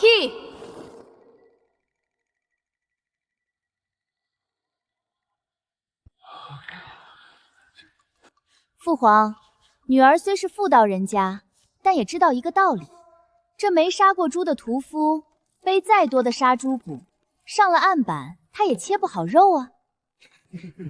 父皇，陆明远是读过不少兵书，可他连边关的风沙长什么样都没见过，更别说真刀真枪杀敌了。反观沈将军，却在边关杀了10年敌。沈将军身上的刀疤，只怕比陆明远看过的兵书还要多。大敌当前，是要一个纸上谈兵的少爷去送死，还是要一个身经百战的真将军去御敌？这不是明摆着的事儿吗？宁儿话虽糙，理却不糙。国家危难之际，容不得半点书生气。沈燕听旨，臣在。朕命你为镇北大将军，节制北境诸州兵马，即刻驰援雁门关。陆明远既然熟读兵书，也不能屈才。朕命陆明远为副将，随军历练。臣领旨谢恩。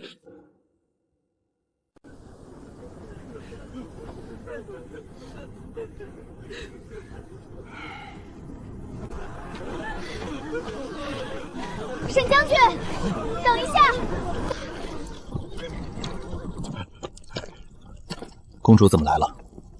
这里人多眼杂，刀剑无眼，并不安全。沈燕，战场上瞬息万变，陆明远既然作为你的副将出征，你千万不可掉以轻心。这人虽没实战经验，但心胸狭隘，极好大喜功。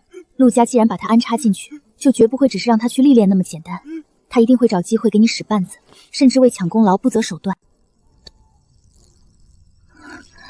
公主放心，陆明远若是安分守己也就罢了，他若敢在军中玩弄权谋手段，我的刀可不管他姓什么。等我回来，等我击退北敌，把北境的安宁带回来，我有话对你说。拿着，城东那家老字号刚出锅的桂花糕，我排了半个时辰的队才买到的。你个一天不吃饿得慌的饭桶，去了边关那种苦寒之地，要是饿瘦了，我可不认识你。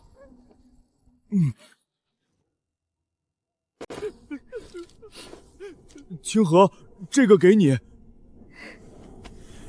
这是俺昨晚在兵营里找了几个老兵教俺缝的，俺手笨，缝的难看。你在京城跟着公主也是步步惊心，这平安符你带着，就当是俺在保护你。你这个憨憨，谁要你保护了？你在边关给我听好了，打仗的时候长点脑子，别一遇到敌人就嗷嗷叫着往最前面冲，刀剑不长眼的，知不知道？俺记下了，俺可是答应过你的。等俺立了军功回来，还要用军饷去摊子上给你套更多更粗的金镯子呢。全军听令，开拔！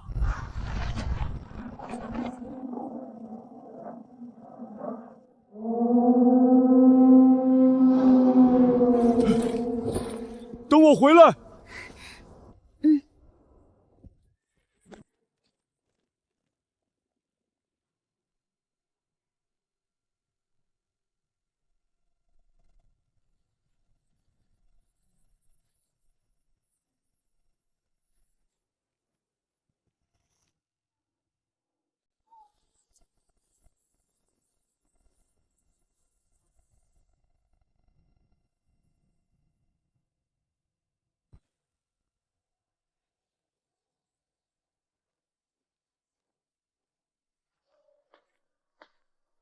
回府。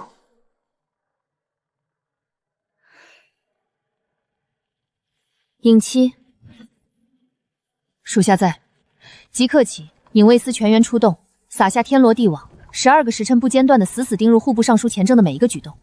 是，还有，给我盯死晋王府，任何进出这2处的信鸽、马车，甚至是一个到夜乡的杂役，都要盘查的底朝天。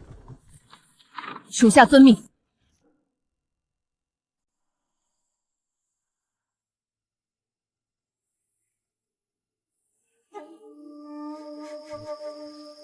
主子，沈燕的大军已经出城了，陆明远少爷也顺利随军开拔。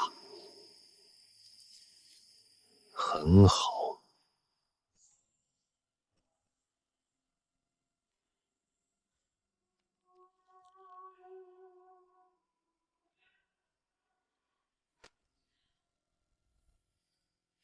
哼，老夫被那小丫头和沈燕联手摆了一道，罚在这不见天日的地方。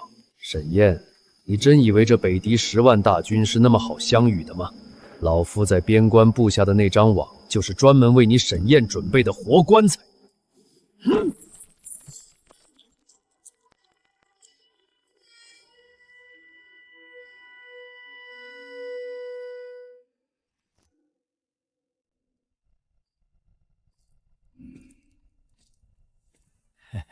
大人，这长公主殿下还真是个不折不扣的草包。她为了把公主府后花园扩建成游乐场，今日下午跑到咱们户部衙门，一开口就要从国库提20万两修缮专款，还要指名道姓用南疆极品金丝楠木和琉璃瓦，这简直是狮子大开口啊！她要20万两，本官就顺水推舟给她批30万两，这多出来的10万两，神不知鬼不觉进了咱们自己腰包。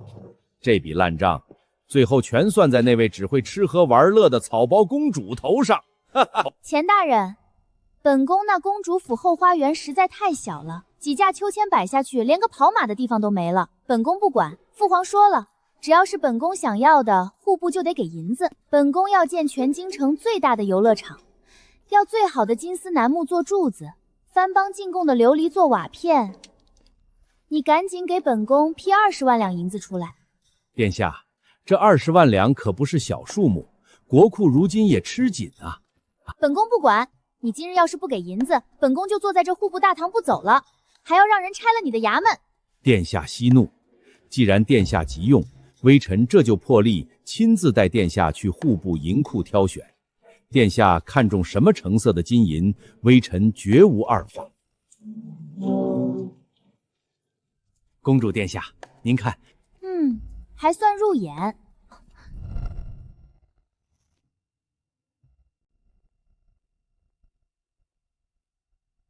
把你的爪子收好，别摸了。这些东西看着光鲜，底下全是见不得光的烂肉，这都是要上交的赃款。你嫌命长了是不是？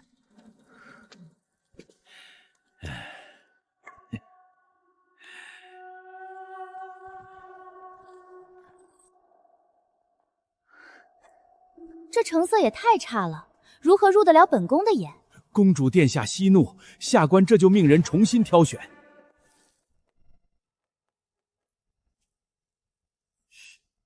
主子，查到了，这3本是属下在档案房最里层暗格中找到的。钱正果然把户部真假2套账分开了，他们是在吸大梁百姓和将士的血，传令下去，钱正这颗毒瘤绝不能留到明天。是。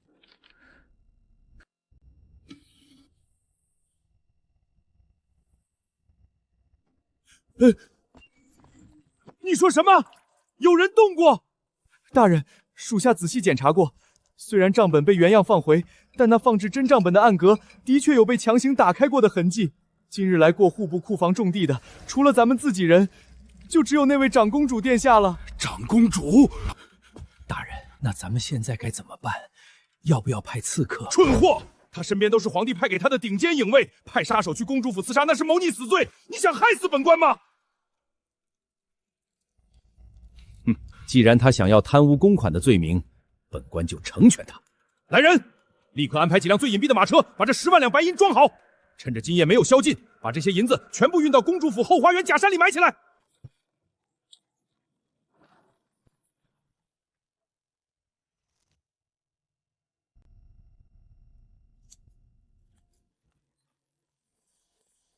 主子，不出您所料，钱正果然没有派刺客，他准备把那10万两银子送进公主府进行栽赃。栽赃陷害是这帮文臣拿手好戏，只可惜这招数实在太老套了。尹妻，事情都安排好了吗？主子放心，人已经拿下，银子也按计划送进了钱正外宅。既然钱大人这么喜欢玩捉迷藏，那本宫明日等他上钩。陛下，微臣要参奏长公主殿下，微臣要死谏。钱正，一大清早你发什么疯？陛下，微臣有罪，微臣没能看好大梁的国库啊！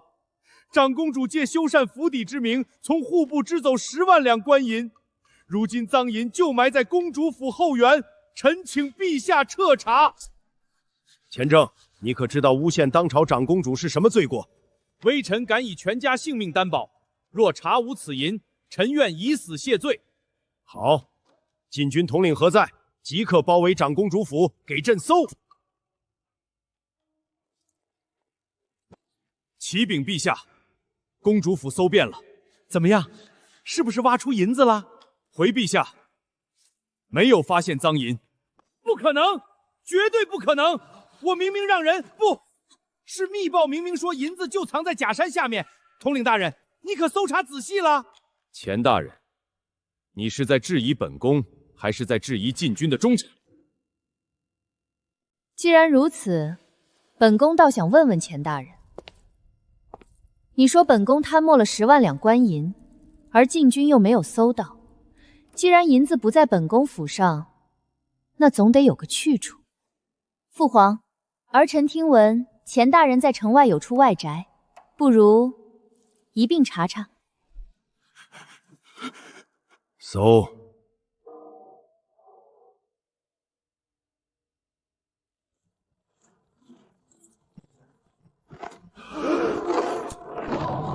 启禀陛下，10万两官银全部在钱正外宅查获。钱正，你不仅贪没国库克扣军饷，还敢在朝堂上设计栽赃陷害朕的长公主，你这颗脑袋当真是不想要了！陛下饶命！陛下饶命啊！这一切都是陆怀章指使，北境军饷、江南赈灾款，大半都进了陆家私库。微臣还藏有陆怀章亲笔密信，上面记着他与三弟节度使往来的证据。他要反啊，陛下！来人，把钱正拖下去，打入死牢，立刻查抄钱府书房。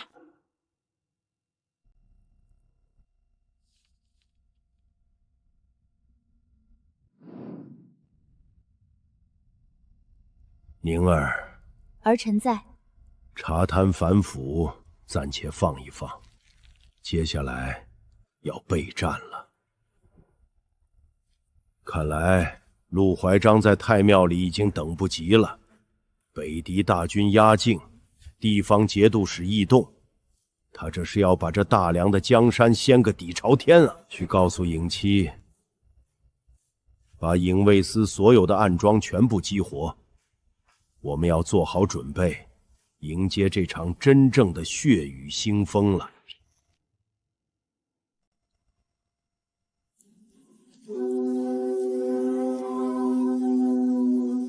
连马料都吃光了，咱们是不是都要冻死在这山沟里？这北狄蛮子冲又冲不出去，朝廷援军到底什么时候才来？就凭这群乌合之众，也想翻出什么风浪？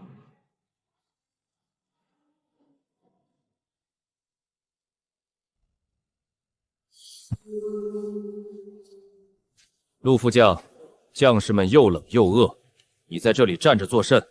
还不去安抚各营？大将军教训的是，末将这就去。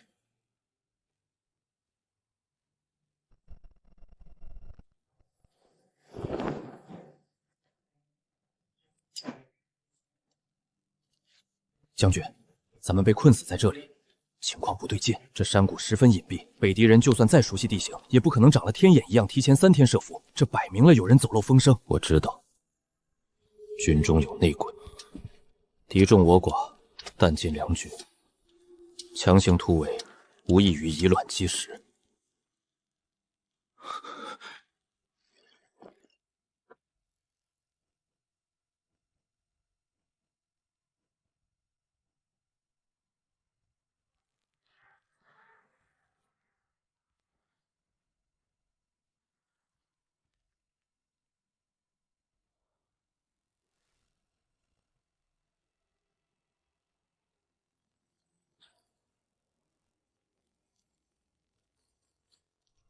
布防图，他怎么会有北狄的布防图？是影卫，那个在长公主府运筹帷幄的女子，在出征前就料到了陆明远不干净，提前调动影卫司精锐潜入北狄军营，替他画出了这副逆风翻盘的底牌。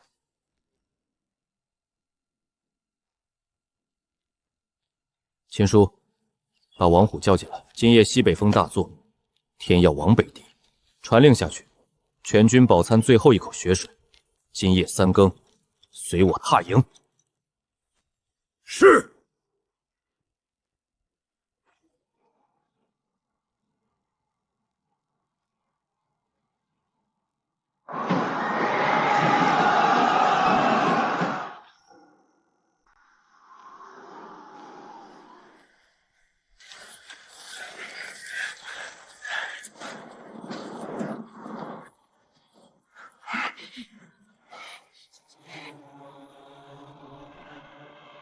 点火！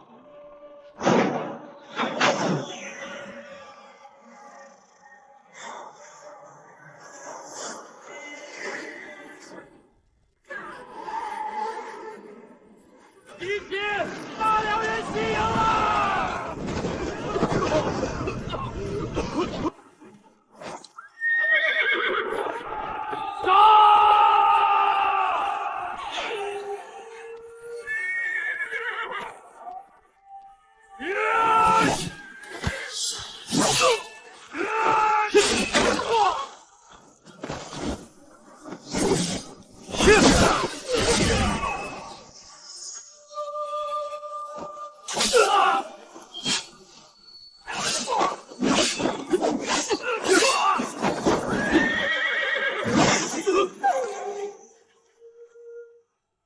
北狄蛮子，爷爷来取你们的狗命了！挡我者死！哎呦！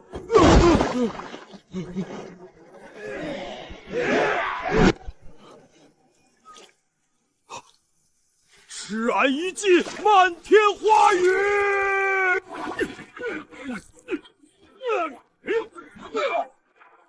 嘿，真当俺只会使毛力呢？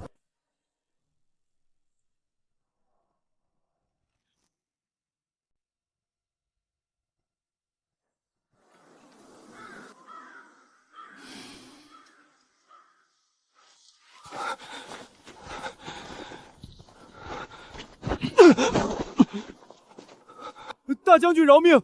大将军饶命啊！末将是一时糊涂，是被北狄人胁迫的。末将绝对没有通敌啊！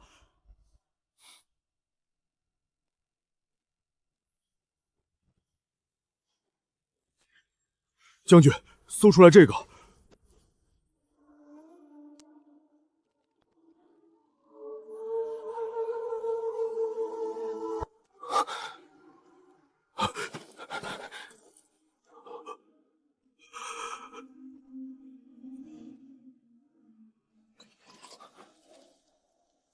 陆明远，你刚才是说你是被北狄人胁迫的？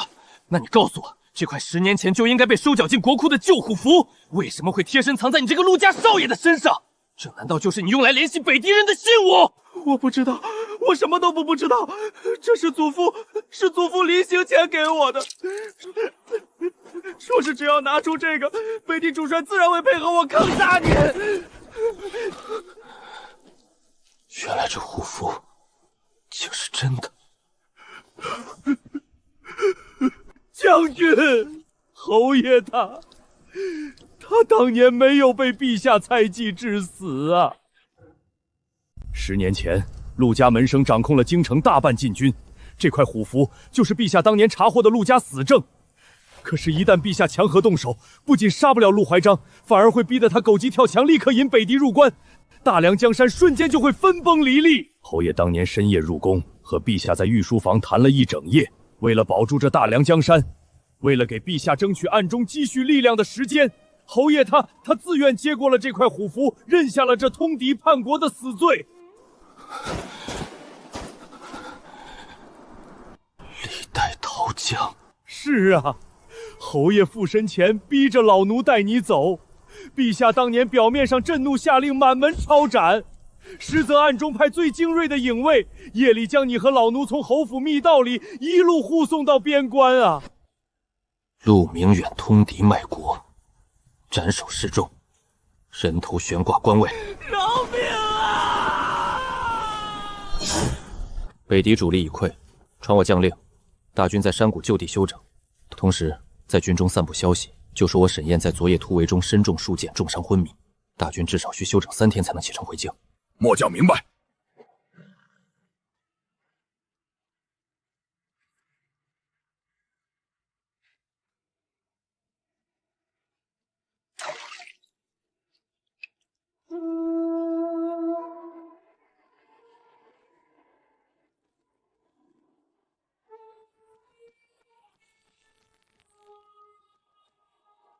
出发。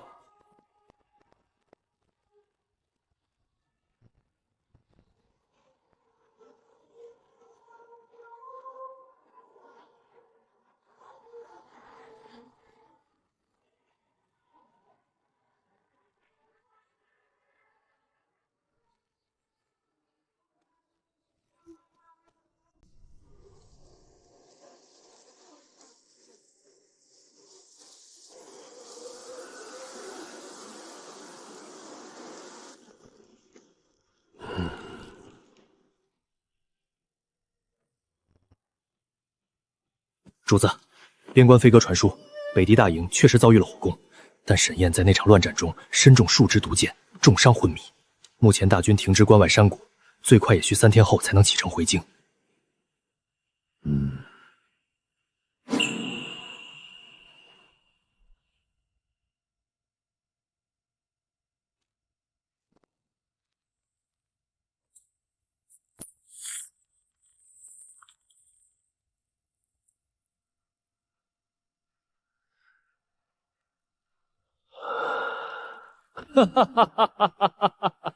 重伤昏迷还要3天，沈燕啊沈燕，老夫原本还在担心你带大军回京会成为变数。既然你这头拦路虎自己折在了边关，那这大梁就再也没有人能挡得住老夫了。传信给前正旧部，还有平卢、河东的3位节度使，今夜子时全面封锁京城9门。太好了，3天。3天后，这大梁的江山就是我陆家的了。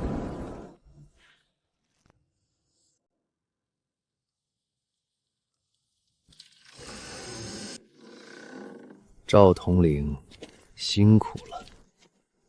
首府大人，换防的禁军已被属下调去南门了。这半个时辰内，从神武门到养心殿的御道上，全都是咱们自己的人。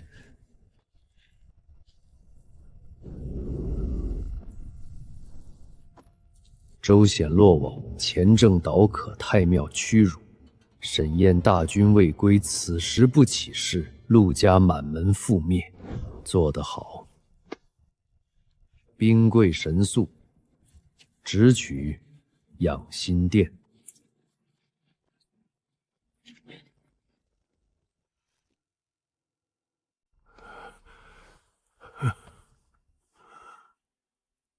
父皇，您切莫再忧心国事了。太医说您这病需要静养，朕心里有数。宁儿去安排营卫司的布防了，算算时辰也该回来了。外头的情况如何了？什么人在外面？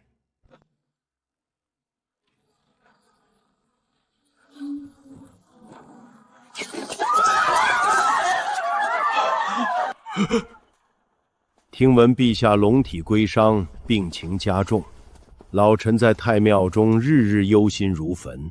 石南等思过之期积满，故而连夜入宫，特来探望陛下。陆怀章，探望朕需要带着这么多的家奴吗？你这不是来探病，是来送朕上路的吧？陛下既然把话挑明了，那老臣也就不绕弯子了。父皇，太子殿下，刀剑无眼，你最好退下。微臣今日来，只求陛下2件事：第一，请陛下立刻用印颁布这道废除诏书。太子萧承德德行有亏，不堪大任，即刻废黜储君之位，贬为庶人。第二，立老臣的孙子陆子轩为皇太宗，继承大统。只要陛下和太子乖乖在这2份诏书上用印签字，老臣保证让你们父子俩在这深宫里安享晚年。陆怀章，你休想！这大梁的江山是萧家列祖列宗在马背上打下来的，一个世受皇恩的臣子，竟敢带私兵逼宫篡位，甚至想让外姓舒爱尔来窃取大宝！我萧承安就是死，就是血溅当场，也绝不会在这等乱臣贼子的诏书上写下一个字。你这个以下犯上的逆贼，人人得而诛之！好一个宁死不屈的太子！既然你这么急着去见你们萧家的列祖列宗，那老臣今日就成全你，杀了你，老臣握着陛下的手，一样能盖上这传国玉玺。承安！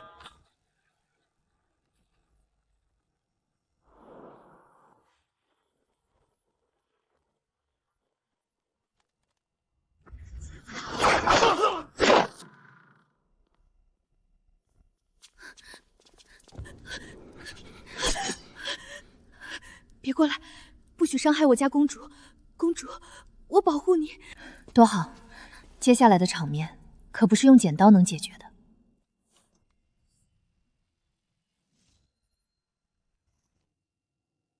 陆怀章，你未奉诏命带兵擅闯进宫，挟持父皇，逼迫楚军，以下犯上，逼宫谋反，按大梁律法，罪该万死，当诛九族。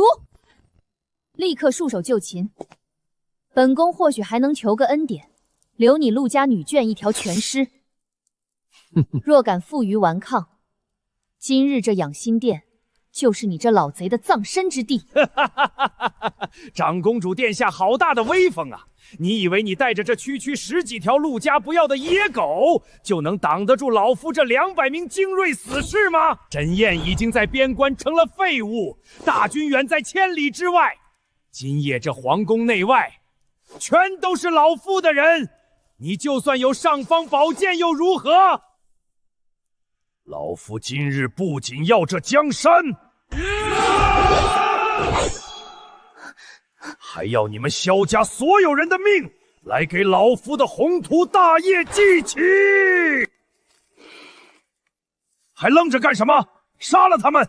除了那个6岁的小皇孙，养心殿内一个活口都不留！铁阵，护驾！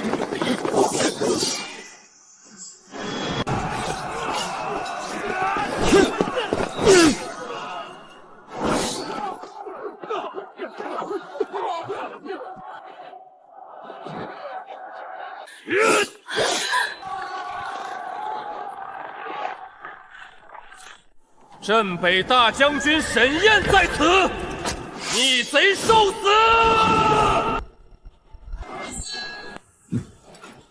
不可能，这怎么可能？密报上明明说，沈燕在边关重伤昏迷，他就算插上翅膀，也至少要3天后才能回到京城。这到底是怎么回事？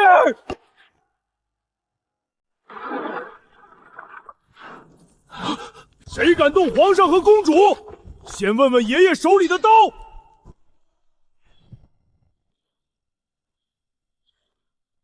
叛贼陆怀章，束手就擒！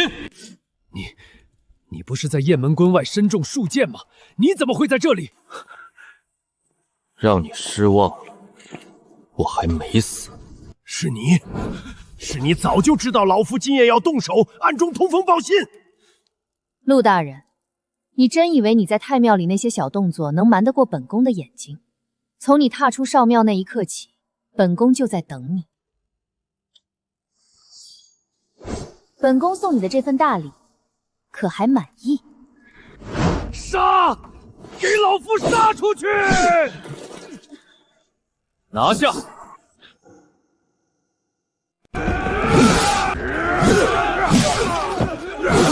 还有谁想死？都给爷爷滚过来！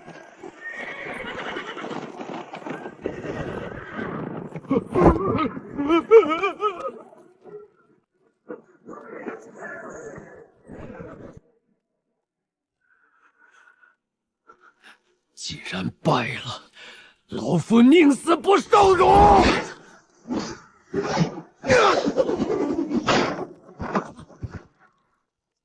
想死，没那么容易。萧昭宁、沈燕，老夫今日是输了。你们以为扳倒了老夫，这大梁的江山就能太平了吗？你别高兴得太早，这京城里的水深得很，靖王殿下绝对不会放过你们的。带走。我的娘哎，吓死我了！就你那点花拳绣腿，你拿把剪刀抖成那样，还想跟人拼命？你那点功夫，也就只能过年的时候剪剪窗花了。你这憨憨，我那叫忠心护主，你懂什么？好，好啊！承安有骨气，宁儿有谋略，沈燕有忠勇，有你们在，朕放心了。传朕旨意，逆贼陆怀章谋逆逼宫，即刻打入天牢，交由刑部大理寺严审。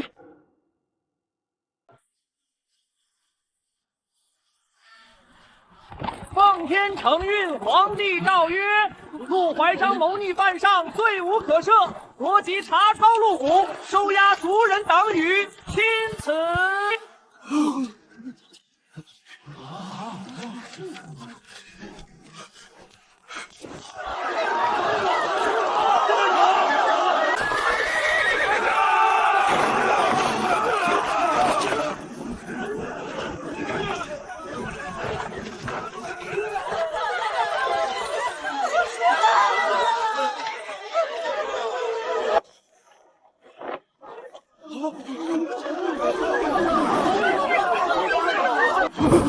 首府大人被抄家了，陆怀章竟然勾结外敌。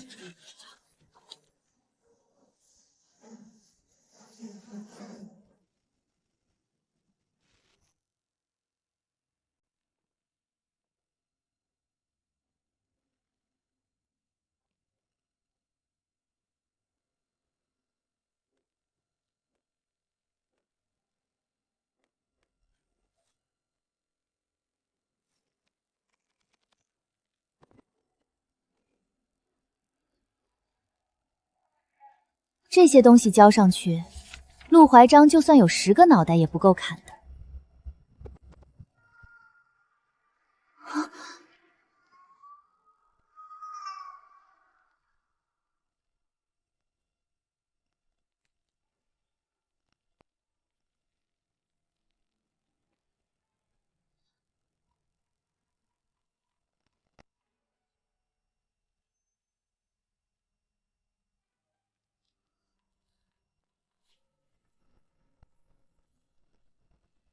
靖王殿下绝对不会放过你们的。原来陆怀章逼宫篡位，根本不是想让那个6岁孙子做皇帝，他真正的底牌是靖王。风停了，但这京城的天，怕是又要变了。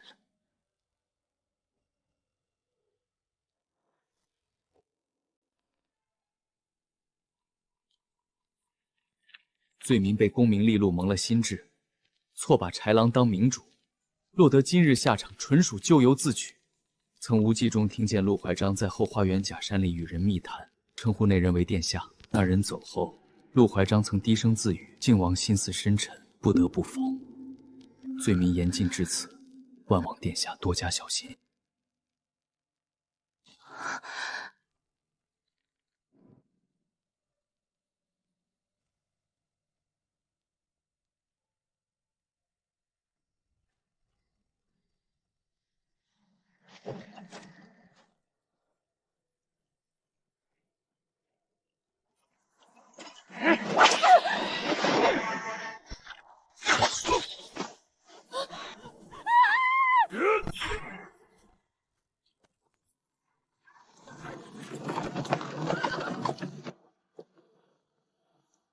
陆小姐，受苦了。本王知道你恨萧昭宁，恨沈燕，恨这朝堂上所有人毁了你的骄傲。只要你肯跟着本王，做本王手里的一把刀，本王一定会帮你报着血海深仇。好，只要能杀了萧昭宁，我什么都愿意做。陛下呀，臣弟听闻陆怀章那老贼竟敢带兵逼宫，臣弟在府里是痛心疾首啊！臣弟真是瞎了眼，平日里还觉得这老贼是国之栋梁，没想到他竟然包藏这等祸心。臣弟护驾来迟，请陛下降罪啊！靖王，快快请起。你身体抱恙，不知情也是情理之中。乱贼既已伏法，不必太过自责。传朕旨意，宣威将军沈燕千里奔袭，护驾有功，更查清当年镇北侯被陆贼构陷的真相，特封沈燕为镇北大将军，赐紫金鱼带，掌管天下兵权，另赏黄金万两，良田千顷。臣叩谢陛下隆恩。长公主萧昭宁临危不乱，坐镇中枢，震慑叛贼，保全皇家颜面，特加封为镇国长公主，10亿增至3000户，赐金牌一面，特许成教，自由出入皇宫。看在你那晚在养心殿拿着剪刀护主的份上，本宫上来说话算话。从这个月起，你的月钱从原来的2两涨到3两，拿着吧。谢谢公主。公主真是活菩萨。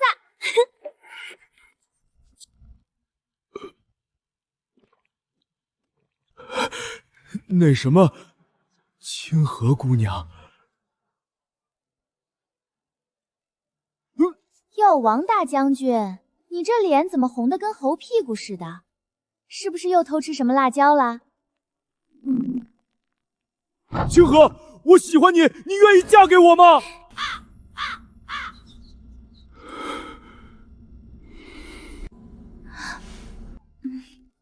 我没说不愿意，不过你以后要帮我套更多更粗的金镯子，要是套不到，我可饶不了你。没问题，俺发誓，俺以后每天都去街上帮你看摊子，每天都帮你套金镯子。爹，娘，儿子回来了，儿子查清了真相，洗刷了沈家的冤屈，那害死咱们一家的仇人已被打入死牢，儿子为你们报仇了。太子殿下驾到！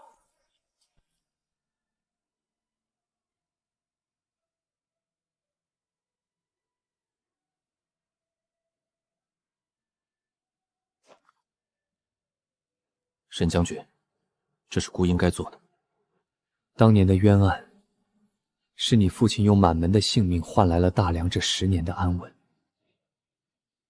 委屈你了，真的委屈你了。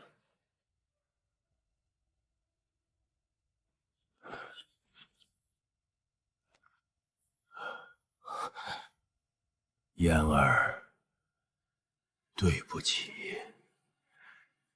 当年是朕无能，朕保不住你父亲，让你在这世上受了10年的苦。家父当年是自愿赴死，为国尽忠。陛下当年暗中派人救下微臣，更是有活命之恩。臣不怪你。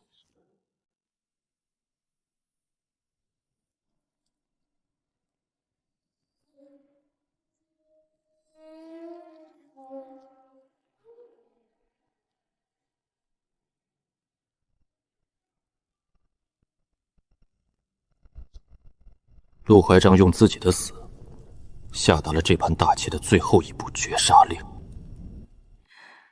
这天下还远远没有到真正太平的时候。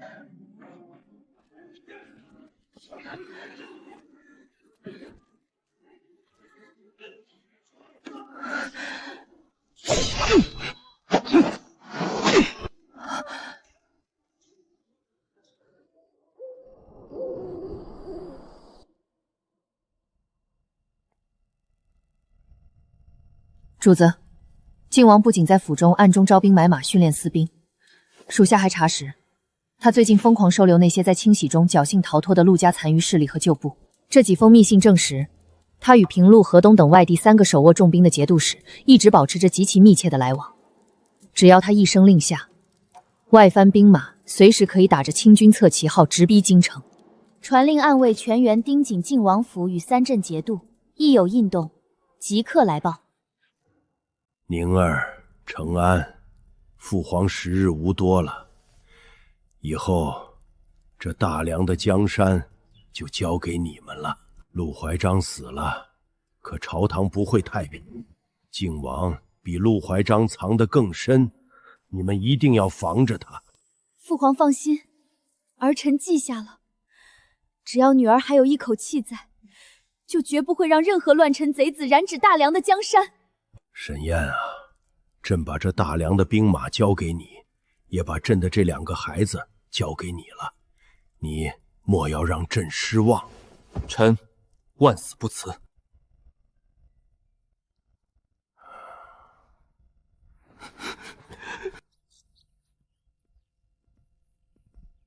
承安，国事虽重，也要保重身子。你父皇若是知道你如此操劳，怕是要心疼了。劳烦皇叔挂念，都是一家人，何必见外？若有难处，尽管来找皇叔。皇叔虽无大才，总能替你分担1、2。多谢皇叔。先把抻汤喝了，别累坏了身子。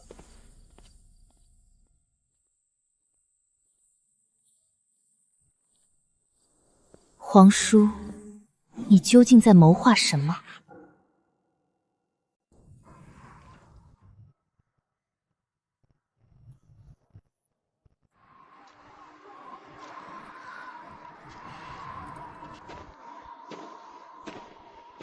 公主，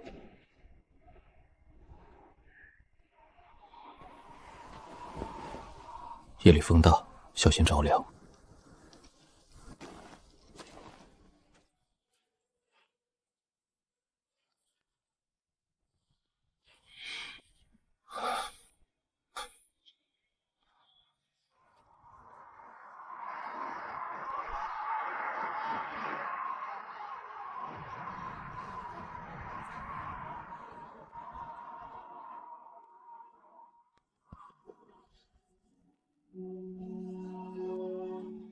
这是我母亲生前最喜爱的一支发簪，当年镇北侯府满门抄斩，亲叔带我逃出密道时，只来得及带出这一样遗物。母亲曾说过，这支簪子将来是要留给沈家未过门的媳妇的。公主，我知道你背负了太多，前路凶险，靖王必定会掀起比陆怀章更可怕的风暴。但无论未来这京城的天怎么变，我都想站在你身边，名正言顺地护着你。这支簪子，我想送给你。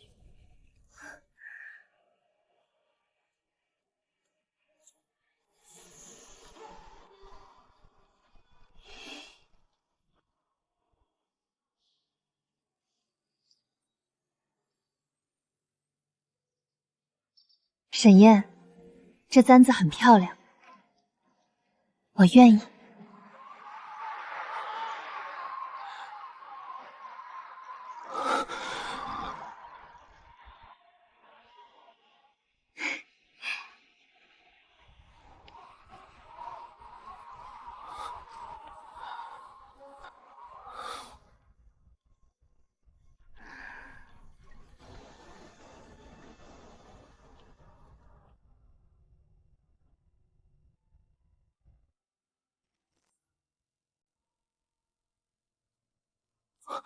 听请死士汇报。启禀主子，派去盯长公主府的暗桩传回消息，今夜子时，长公主手下的影妻曾极其隐秘地出现在咱们王府后墙外围，虽未能突破内院防线，但属下确信，他们已经察觉到了后院那处地下训练场的存在。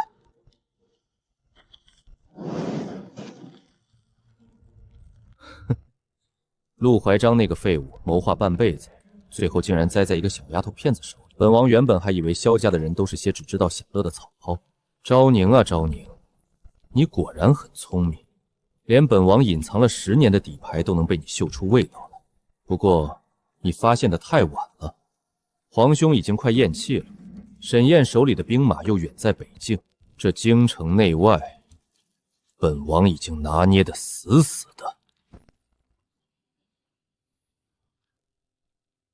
游戏才刚刚开始。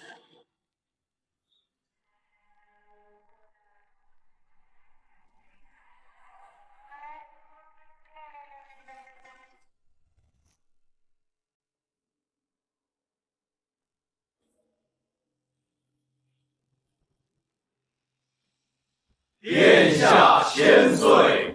诸位臣工，今日乃正旦之时，孤待父皇主理朝政。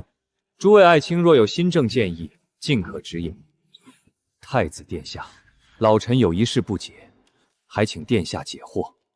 皇叔请讲。年前北境战事耗费巨大，如今国库空虚，开春后修水地、赈流民、筑春空，数百万两银子的缺口，殿下准备如何解决？皇叔有何高见？老臣以为，百姓已不堪重负，自然不能再加田赋。既如此，不如提高商税。即日起，12州商税增加30%，殿下意下如何？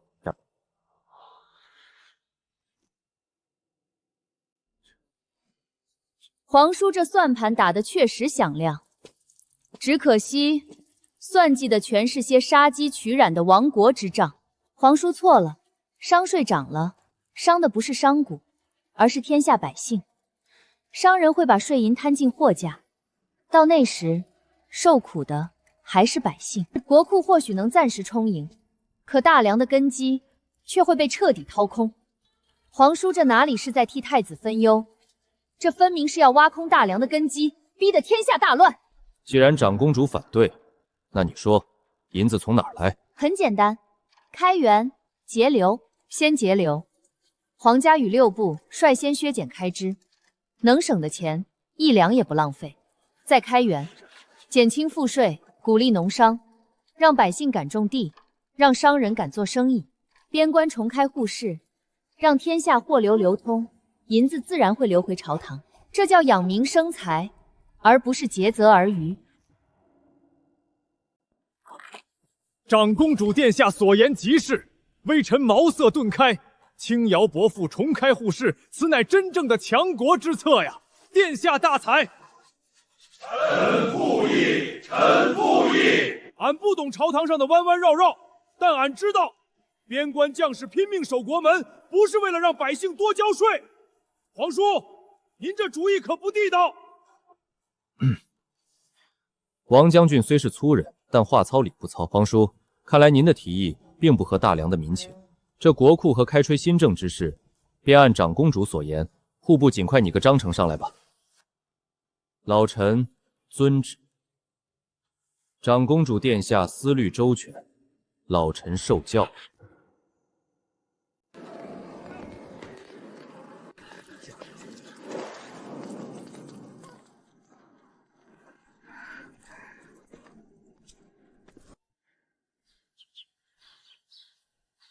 今日在朝堂上，你那一手放水养鱼的过策，镇住了所有人。治大国若烹小鲜，陆家留下的烂摊子太多了，想把大梁千疮百孔的根基重新夯实，绝不是靠嘴上说说那么简单。晋王今日的退让，只是因为在朝堂上占不到大义的理罢了，真正的硬仗还在后面。他手里握着死士，勾结着节度使，随时都可能掀起一场兵变。这京城的太平，不过是薄冰上的一层浮雪。朝堂上的算计和政令，我不懂，那是你的战场。但我知道，没有绝对的武力镇压，再好的政策也推行不下去。你只管放手去整顿这大梁的朝纲，去修水利，去开户市。晋王的死士也好，外藩的叛军也罢，只要他们敢动这京城一草一木，我沈燕的枪和剑，就是你推行新政的底气。你守着江山的规矩，我便替你守着大梁的国门。好，你我便以此立誓，不管未来的路有多难走，我们一起将这大梁的烂摊子收拾干净，守住这万家灯火的太平盛世。